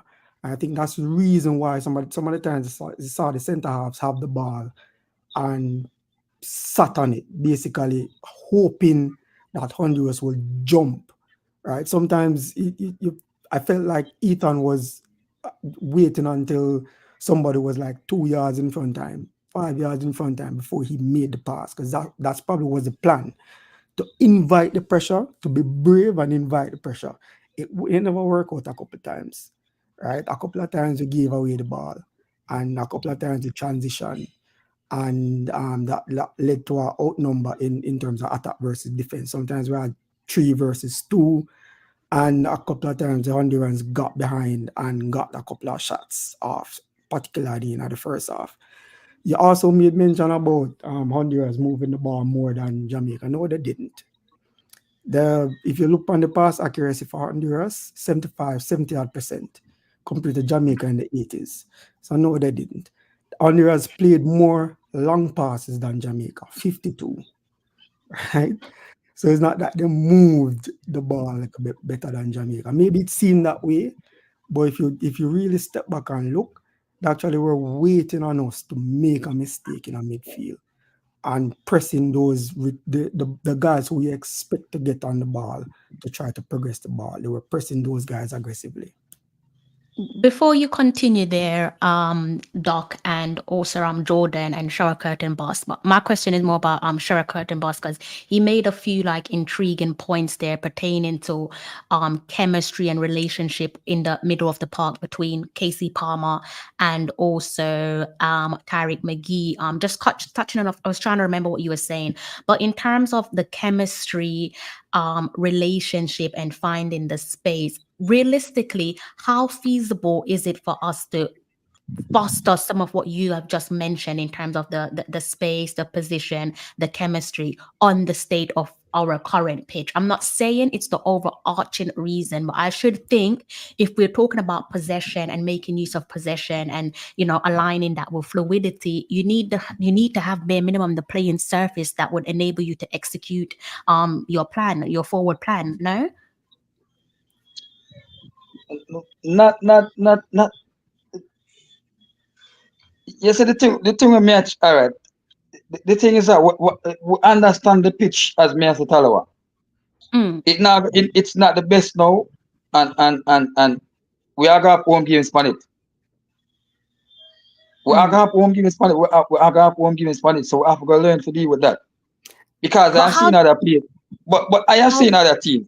The reason why I say I have seen other teams, right, come here to play us on it, and they move the ball around.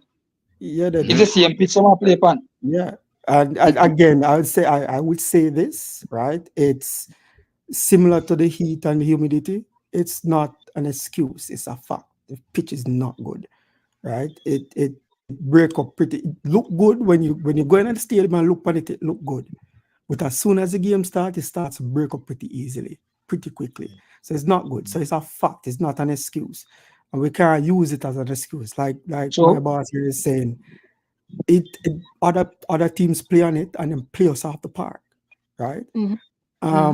But at the end of the day, it is a factor. It affects even I think even if Mexico or US come and play us off the park, I think if you look at the numbers, they're probably not going to be as good as if them playing at the Mexico or in the US, right? In terms of accuracy and stuff like that. So both teams have to deal with it. And again, it cannot be an excuse as to why we played poorly or not, but it's a fact that is going to affect the outcome of the game, in my opinion. Okay. Jordan, you have anything you want to chime in with the lads? Yeah, that one, the Bobby the call overread. If he started, he would have been target as K as you said, and also Casey Palmer and Tarek McGee. I was surprised on Friday before kickoff he was start at left back, but soon as the game start, he's playing a different role.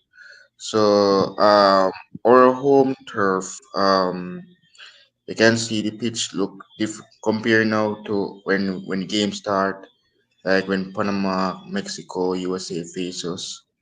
You gotta know how our home farm being and how the ground is gonna be in your advantage. So it's gonna be in their advantage to try to break us on the counter attack and have a chance to beat us. But yeah, Okay, interesting. I guess we'll have to wait and see how we rectify this one. For me, the simplest thing is to just fix the pitch, because I definitely think, like Doc said, it does hinder us, and it will have a effect on the result one way or another. But in terms of, you said you was at the stadium there, shower curtain boss. What was the atmosphere like? Because it looked like we had a pretty decent turnout. yeah, man. Yeah, man, the turnout did both like Cuba one, man. Yeah, man. Good turnout. But you see the fans them hard to please still, Yeah, they are. The fans them hard to please, and once as goal now score, we not play or want Yeah, the team to play. The crowd get silent. yeah. You know. So that was one of When you talk about the this, Chris, when you talk about this earlier, like Yeah. it's so hard to please fans. Like sometimes when you see we play a long ball, them say boy, we want it pass tiki taka and we want passes and movement. But when the passes and movement come here, say boy, we not do not with the ball. So it's hard to please, and I feel like watching it from TV. I think the vibe was good as my boss here said. But I think the crowd got frustrated. Yeah, man, the crowd got really frustrated, man, because even half time, we had the sound system at the stadium, and the selector that try to build a vibes one at the time, and my girl when I like him, I try to get the crowd to leave with the Mexican wave, and people and I say, boy, them not have time for that. So him ask now, like him a go to different event section and ask, if the people them not played well, go on a glad to see the team. Them say them glad to see the team, but the team Yeah. not play no ball, so them not in the Mexican wave. Yeah. So as Mr. Chris, I've made some notes during the game, right? And I got to read what I made at halftime. So 45 minutes we have nothing going forward. Honduras is allowing our center backs to have the ball and then pressing our midfielders aggressively, right? A couple of times we had some high turnovers that led to shots on goals. And I ended by saying, we should count ourselves lucky, because a couple of those chances with a little bit more cutting edge, like my boss mentioned, we would have been 3-0 down. Mm-hmm. Mm.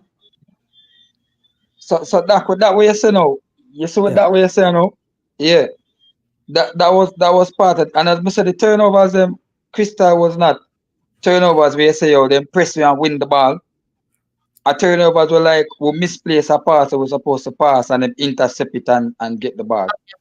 You're spot on. You're right. You're Yeah. right. So if it was a case where them are press you and win the ball from we, then it would have been a deep. But it's a case where we actually, if I look at nerves are what I think Maggie gave it away and gave away a clear chance that them could have almost score upon where my pass back. Yeah. Old gate pass back 1-2. That was the next clear chance again. Yeah. And the next one that was intercept. Me talk about the clear one them get because they got few chances, few No, other you're right. chances. But those ones that we gave away closer to our area were plays where I think nerves played into those plays being intercepted. You know, I don't mind those things. It might sound a little controversial, but I'll tell you why. If not the silly little errors where you pass a ball for 5 yards and not hit your target. Those are schoolboy errors. Them things they not deserve to be in international football. But I don't mind when you make an error trying to do something, right, that just didn't come off. Part of football is making errors. A big part of football is making errors. A massive, massive part. And I think people don't look at that. They look at the outcomes, but not the things that lead up to the outcome. Right? A lot of times what we're trying to do in football is provoke the opposition into making an error. Right? And that means if I'm going to sit back and allow you to have the ball, and when the ball is in certain areas, I'm going to jump, I'm going to press aggressively because I know that you're not going to retain the ball in that area. That's trying to provoke an error, right? But on the flip side of that, I think the coach made mention of it about being brave in certain situations. So if you're being brave in making a risky pass, if it come off, it looks really good and it probably lead to a goal or probably lead to an attempt on goal. But if it don't come off, it comes off as a massive, massive error that might lead to a goal that you concede. So I don't mind making those errors.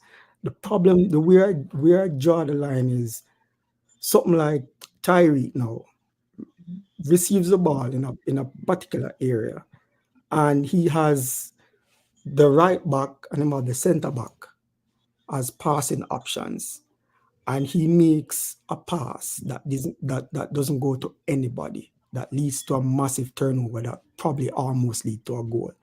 Those are things that we have to shape upon.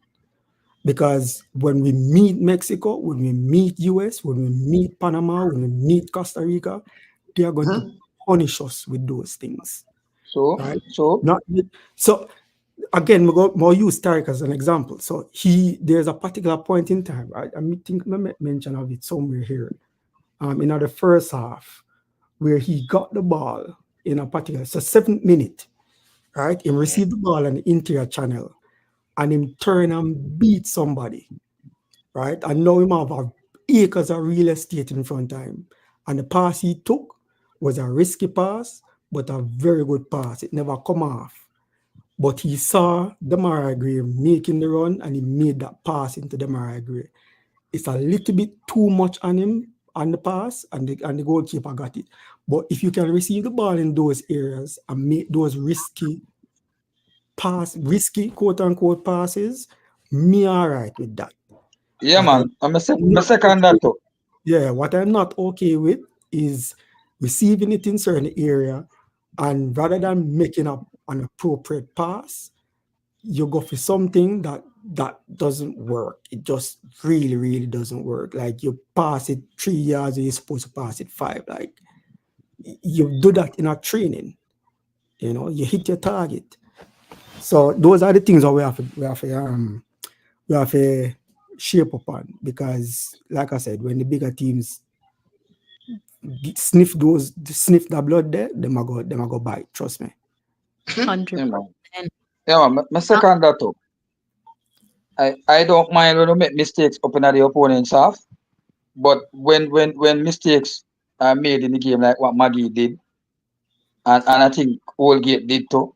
Yeah, Especially Holgate when knew the how to player is play. so near to you, it's so close to you, and you're not under the pressure and they just pass it in a space and just get it like that. They may have a problem with them there, for real. Yeah, that's true. Echoing like what Doc and yourself has said, if that was against more clinical opposition, we would have been in big trouble. Those are like it's like you're just handing it to them. You're gifting them opportunity to kill off the game. And thankfully, whilst they were switched on, they just weren't clinical on the day, and that clearly worked in our favor. So In terms of the quarterfinals, though, back-to-back quarterfinals, how you guys feeling about playing in the quarterfinals, and how far do you guys think we can go?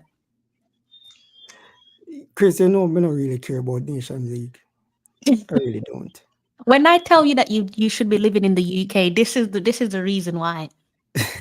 I really don't care about Nations League. I think really and truly and I said it with the previous coach. His job is not the Nations League. His job is to True. get the team to the World Cup. And I think Mhm. that's where I will draw my my yardstick with. I could care less about Nations League, really. Where do you want to go though? If Obviously, if I'm going to support us, if we can go all the way, I think we did something tremendous something tremendous like a Trump. I think we did something tremendous last year yeah. with the Nations League, getting to the what was it, semifinals, and Mhm. narrowly losing to the US. But really and truly, me personally could care less about it. I we could play 4 or 5 friendly games in place of the Nation League, and the outcome for me would still be the same. These games are preparation for World Cup qualifiers and potentially the World Cup. That is it. That's The true. best, the more you can play quality opponents, is the better it is for us going into those World Cup qualifiers and potentially the World Cup. And But do that's you why I look think at we it. can go all the way? For the Nations League, Yeah. no. Fair enough. At least you're being honest. No, I don't. I don't. The ball is round. We always say ball is round, and we can always win a game of football. But I think where the coach made mention of it, we are miles off where we need to be. We are. Absolutely. Absolutely. And I think that's probably where he's working towards, getting somewhere where the quality is not that big drop off. You remember when you support Arsenal, right? So you remember when Arteta came in and he said, where we are right now is miles off where City is. And the Mhm. aim is to get towards that point, Yeah, I right? do remember. I think the coach came in and he recognizes that we are disadvantaged as a nation in terms of football, right? And we have to make do with what we have. But we are not at the level that US is or Mexico is. And I say Canada, because Canada have some issues surrounding them game, but they have a coach right now in Jesse Marsh that knows how to build a team and knows how to get the best out of a team. That's He's been true. through the Red Bull setup, so he knows how to build and maintain a team. So are we there? No, we're not. Do I care? I don't really care. I care about getting to the World Cup. That's it. Well, fair enough. I can't knock you for that. Lads, what do you have to say about that one? Do you share the same sentiments, or are you saying you're gone in for glory? Yeah, I you wanna agree go with that. first? Yeah. Yeah, I agree with that. World Cup, no problem to me, man. Short, straight down the middle. Brother, I want to go all the way. Nations League, World Cup, everything important to me because this is the farther we going at them games here is Mm, the more matches we have for build for we need for build for the World Cup. And as far as I'm concerned, USA Mexico and Canada are the top guns. Them already gone to the World Cup already and they are the World Cup. So if we can get valuable practice with them team here, in terms of the Nations League, before World Cup qualifiers, the farther we can go into the competition, I would more go win it, that'd be better for me. Because of the more games me get, fair play against quality opponents. And I want that. Me not sure if me not go far in this, if I might get a next team like US, who are going to look for me to give you a friendly, or Canada, or Mexico. Maybe a Trinidad might want to give you a friendly, or one Guyana, or one Suriname. Me no want them team there. You understand me? I say, if me go far in this Nations League, yeah, and go take on Canada and Panama, the USA and the Mexico, them will go far. Then we can judge ways from over there right now. In terms of how we are playing, I mean, we have a far way for going, you know. But if we can play them teams here, right, and play them competitively, where we are at now, with so much more improvements needed in the team, then that says a lot to me. So all of them competition are important to me. Me and have US or Mexico are them to play in a World Cup qualifier. Me have Panama. Yeah, that time I go beat Panama over there with a squad where you understand me I say. So me know say me can keep up to them. Me have a better squad here now, right? And the squad keeps improving. Then, so the better opponents we can get for take on right now, and the better it is for us. Me have Guatemala next year. So me want all of them. Me not sure if me can get no top competition when me no qualify for the next round. Cause remember, you know, big teams, you know, them look for them something they do, you know. So you say me go find another Nation League and I might get a friendly match with a team up there where I say, yeah man, Jamaica look like them. Them up there, you know, and them are going with things I know. Me can't give them a friendly to see them there. But if me not go far in this, me not sure me I get no quality team to play. And the more game me get, as me say, and the more time me get, and the more game time me get to build my squad and better upon what I have and work on what I have. So all of them games are important to me. Fair point. I can't knock you on that. Fair point. You touched on something that I was pondering over earlier on, fun enough, in terms of attracting teams, and I don't disagree with you in that regard. But do you think with having a manager like Steve McClaren that would have some pull power? Because you know, in football, sometimes to get these things done, it's about networking, and obviously he already has a in-depth contact books here in England. So do you think we could potentially, if we don't go to those latter stages that you alluded to, potentially lean on his contact books? So dare I say, calling on England to give us a friendly? Huh? In England. That's not in Jamaica. You're not going to get nothing from England because England are the latter stage as nation leagues right now. So no. But right. Yeah, I do. So again, I want to say this, right? When I say I don't care about the Nations League, it's not that I don't care about the results. I always want Jamaica win. I'd be mad if I didn't say that I wouldn't want Jamaica to go far in Nations League.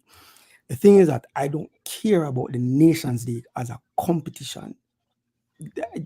I could care less. If we could have a situation where we play quality opponents consistently, right?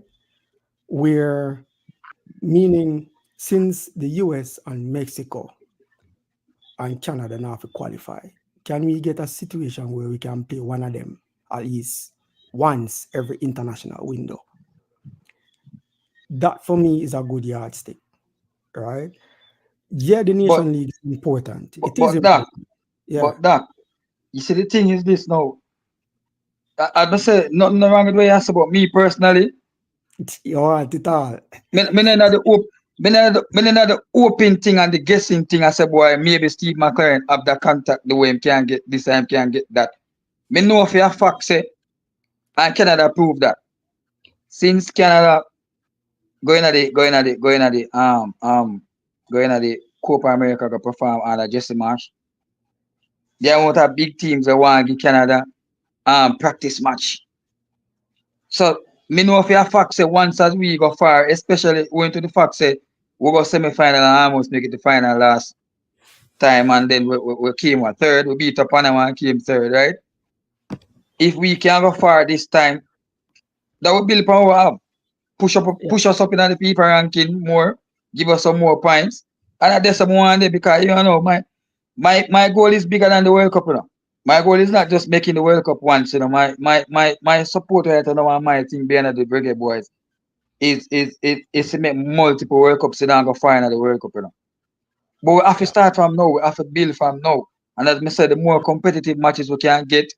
And for me, being in the guessing business and I try hope say boy McClaren have that impetus they forget what big practice matches.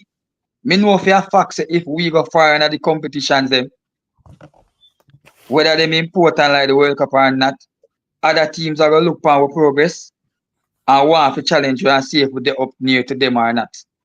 And that's what's happening right now with Canada. So me I work with the sure part. Every one of them competition is important to me, brother. Every single one of them. Yeah, may I agree with you. I think part on a wider scope, I think part of getting to multiple World Cups is getting our youth football up to standard, up to scratch, up to the levels of say the European. In Europe, you have under 17 games consistently, under 19s consistently, under 21s consistently, under 20s consistently. Every international window, there's a game for the under 20s, under 21s and stuff, the age group teams, right? Down to under 17. And I think that's where we're lacking, right? Because we big up the Manning Cup and Dakar Cup. That's all good and great. But when them reach on the international stage, they look like schoolboys, which they are. Right, so then when they go to the international stage, you're no longer playing against schoolboys. You're playing against early professionals. When you're 17, 18-year-old, you get a professional contracts. Those are the things that we're playing against. I think that's where we've been lacking so bad in the last couple of years. But it seems as if now we've seen the light. Maybe it's prompted by FIFA having the under 17 World Cup, I think every year, every 2 years now. Starting, I think this year or next year, one of them. I think that's probably a good thing for the age group footballers, for Jamaica in particular. But getting to multiple World Cup meaning having a succession plan. And succession plan include youth football and developing youth football at a respectable level. Nice. I like that. I'm gonna piggyback off what a few of you guys have said. In terms of countries that you want to play against, like what's your ideal target? Who do you fancy playing against? Because I think there might be an opportunity there to piggyback off of what we've seen with the Reggae Girls in terms of relationship that's already built. In terms of who we want to play? Yeah, who would you want to play? That's such a difficult question, and the reason why I say it's a difficult question is because we've spoken about this. I think in the last stream how congested the FIFA calendar is, and even this morning I was looking at it. It's so congested. Yes, it is. Really congested. So getting games in between now and let's say the next round of World Cup qualifiers is going to be incredibly difficult. What it might entail, which maybe the coach is not okay with, what it might entail is using local base players to play these games, and that probably would increase our chances of getting to the World Cup. But it might entail that. Who do I want to play? I'd want to play the US, the Canada, the Mexico, from this region. I'd want to play maybe not the top teams from CONMEBOL, but certainly the teams of pedigree from CONMEBOL. The Peru, the Uruguay, these teams. In Europe, maybe not the top teams, but maybe teams from like the Nation League B, right? Teams who are not that high on the rankings, but not that low either, not very low behind us. I think those are realistic games to get. But ideally, you want to play the best opponent you can. Even if you get 7, you would know which part you're there, when you play against teams that are going to punish you when you make silly errors. That is what you're going to face in the World Cup. That is what you're going to face in the Gold Cup. That is what we faced in the Copa America. You know, teams that are going to punish you because you make silly errors on the field. Lads, do you want to chime in? I have my own contribution that I'd like to add to it, but I'll allow you guys to give your input. Yeah, man. Me say the same thing with Daxo too. I mean, at this stage now, I think it would be good if we can get, like, as I said, the US and the Mexicos them in our region, because they are the top guns. You know, the Venezuelans, the Ecuadors, the Perus, the Paraguays, the Chiles, them side we see US them a play upon a regular and almost all of the time beat them. Because the US most of the time don't draw with them team and them beat them. Yeah, man. I mean, say Canada they pan around that one and Mexico drop off from you now. So it kind of not so bossy like when Mexico did there them bossy stage. But we see the US appear them look a team like Paraguay and the Venezuelans and I beat them. So you know we'd love if we can, you know, challenge ourselves and play them and see, you know, play them again over and over and see how we can improve before we reach the next level. Okay. Jordan? Yeah, Ecuador, Caicedo. No man. So, You not can't Caicedo. take revenge for Casino for choosing Chelsea, don't you? Paraguay will make it Almiron. Oh my gosh, no. Well, I'll be taking you as I prefer you as a Pulisic. Okay. Or yeah, Ecuador. Well, fair enough. And yeah, it's I'll take any one of them. I'll face any one of them. I think adding to what you guys have said, I definitely agree, like in terms of the caliber of countries that you guys have touched on. But one thing I do want to see us do in the near future, thank God they're already doing it where the Reggae Girls is concerned. And this is the reason why I made reference to the Reggae Girls, because I think they've already put the wheels in motion in terms of already laying down the foundation for us to continue and build a relationship with AFCON nations. I think, you know, I would love to see, just like what we've seen of the Reggae Girls, I'd love to see the Reggae Boys play against the Super Falcons, as in the Nigeria senior men's football team. I think they've got some quality players. I think it will make a good football game. I think from the business side and the footballing side, it does make sense. And I think this is a game that can be played either at home or away in Nigeria, or even more so, it can be played in a neutral ground like here in the UK. And I'm just saying that solely based on the Jamaica and the Nigeria diaspora community. We're equally as passionate as each other. We both love our country equally as each other. But you know, outside of the obvious couple of the countries that the lads have already named, I think we should also take into consideration building on those relationships there with the AFCON countries, because I think they're well within our reach, and I think they could teach us a lot about how we play and how we approach games. What do you guys make of what I've just said? Yeah, so I know you were coming with this because you always talk about it. I love that. Yeah, I know. But I think right now the FIFA calendar is set out. It's already, the games that we play is already almost predetermined a year, 2 years in advance. Yeah. It's just for things to fall into place in terms of FIFA rankings and whatnot. So getting games like those would be incredibly difficult and maybe not feasible financially like it used to be in the past, because it used to be a situation where we play a lot of we played Nigeria, I think we played Ghana a couple of times, South Africa, in the UK a couple of times, and we used to play the South American countries as well in the past. But because the calendar is already predetermined for 2 years and stuff, it's so difficult to fit in these games and have not only fit them in, but have players that are going to be competitive.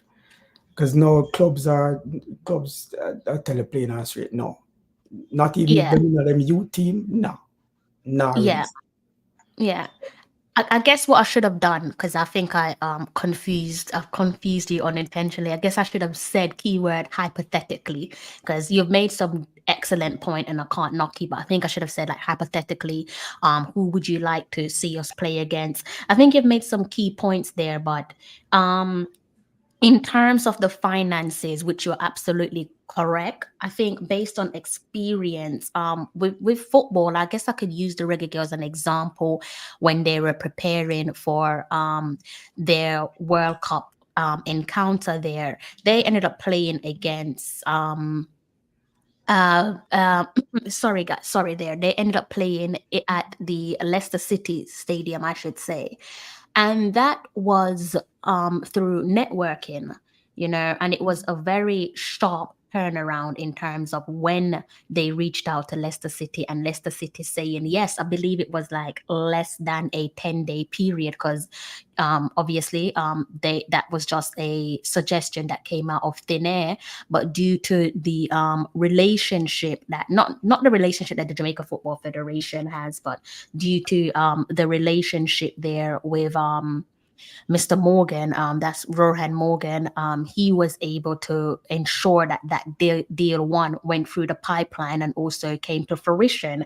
So I think I do agree with you in terms of the finances of the game and the intricacies that comes with nailing down these fixtures. But I think we should definitely not avoid the importance of networking and capitalizing on those networks, tapping into our network books. One stadium that we could use, and I'm saying that we could use, and it depends on our relationship and networking, is we could easily go and say, okay, Jamaica versus Nigeria, why not use Queen's Park, Queen's Park, QPR, yeah, Queen's Park Rangers stadium, for obvious reasons, the relationship there with Paul Hall and so on. So I think it is definitely feasible if we give it some deep thoughts. I'm going to show you how difficult it is now. Mm. Remember, remember Mexico, US, and Canada are not involved in the qualifiers, right? And they're not Yeah, in the early stages of Nations League. They yeah. played each other basically, Mm, right? For the last couple of windows, basically just played each other, including Panama as well in that list. mm, And just I think yesterday Mexico played Valencia Football Club. What does mm. that say? It says to me that it's difficult to get games with countries nowadays. Yeah, It's so difficult because the calendar is so clustered. congested. Yeah, yeah. Adding the Nations League to it, I get why it's implemented, but it's part of the reason why I really don't care about it. But yeah, it's so Look, you gotta difficult. be careful in mind they start stoning you. Don't worry, no one's gonna stone you on my platform. My platform's safe for Uh, you. yeah, it's not it. I don't sit down dreaming, hoping that we beat Trinidad and Tobago in the group stage. I really don't care, you know. But as my guy here mentioned, it would be so good if we could reach the final stages. I even go all the way. I'd be kidding if me never say I want that for Jamaica, but otherwise I really don't give a rat's ass about it really. You really do need to just pack up your whole entire family and move to the UK. Like your personality is very UK. It's very British. Oh my God. Um, yeah, I think you guys shed some light on some important issues there. Definitely shed some light on some important issues. Can't knock you for your opinion, even though it seems like it's going to be difficult to pull Doc away from wanting to care about the Nations League. I don't think that's going to happen. But to each their own. Before we close off, lads, what's your closing remarks now that we've got another international window at the way? successful window over the last 2 months, September and October? Yeah, I think so. I think where we were coming off the back of a Copa and the issues surrounding the previous head coach, I think we are far. In my opinion, we are far better than I thought we were. That's just my opinion. I think we've reached to a point where we can say we had a really, really bad summer, but now it's time to steady the ship. Now it's time to seal up everything and just keep moving forward. You can't help yourself, can I you? can't. No, that was too funny. Lads, Jordan, shower curtain boss. I don't know if they're still with us. I think they are. Yeah. For me, Mm-hmm. I think we're on a good course right now. Me have to say big respect to Coach Heimer. I think he left a good foundation for Steve in terms of the defensive foundation, and I think Steve so far in his stint so far has carried on that foundation and kept building each window. So it's just for us now to see where it goes from here. I mean JFF seem to be improving too in terms of how they deal with things too. In terms of the whole management thing. So that's a plus. And as me say, as long as we not lose so far, so the foundation been good, and I'm seeing improvements, and it's just for us to just trust the coach so far, right? I think he can bring us to the World Cup, and he's doing good so far. We're trying to, he's trying to fix that midfield problem each and every window he gets. So that's a plus because there is where I think the problem lies. So it's a building process, and we are win so far, we not lose. So let's hope the coach can continue build upon this and get us to where the team potentially can go. So it's good for me. Like I that. want to piggyback off our short curtain boss just said a while ago. In terms of Heimer arguments, I think even though he left in not too good circumstances, I think what he set out to do is create a foundation where, and he said it, he wanted to create a foundation where his successor would have it easier than he did in terms of coming into the job and hitting the ground running. I think Mr. McClaren is reaping the benefits of the foundations that were laid from before. So I think when you look at it from that standpoint, he probably did what he wanted to do, what he set out to do, just that him just never had the patience to get us to the World Cup. So yeah, that's where it is. I like that. Jordan? Well, I don't really familiar with this coach, but I want to see how far he will bring us. So I need to see improvements from him. I'm looking forward to see some improvements from Stephen McClaren.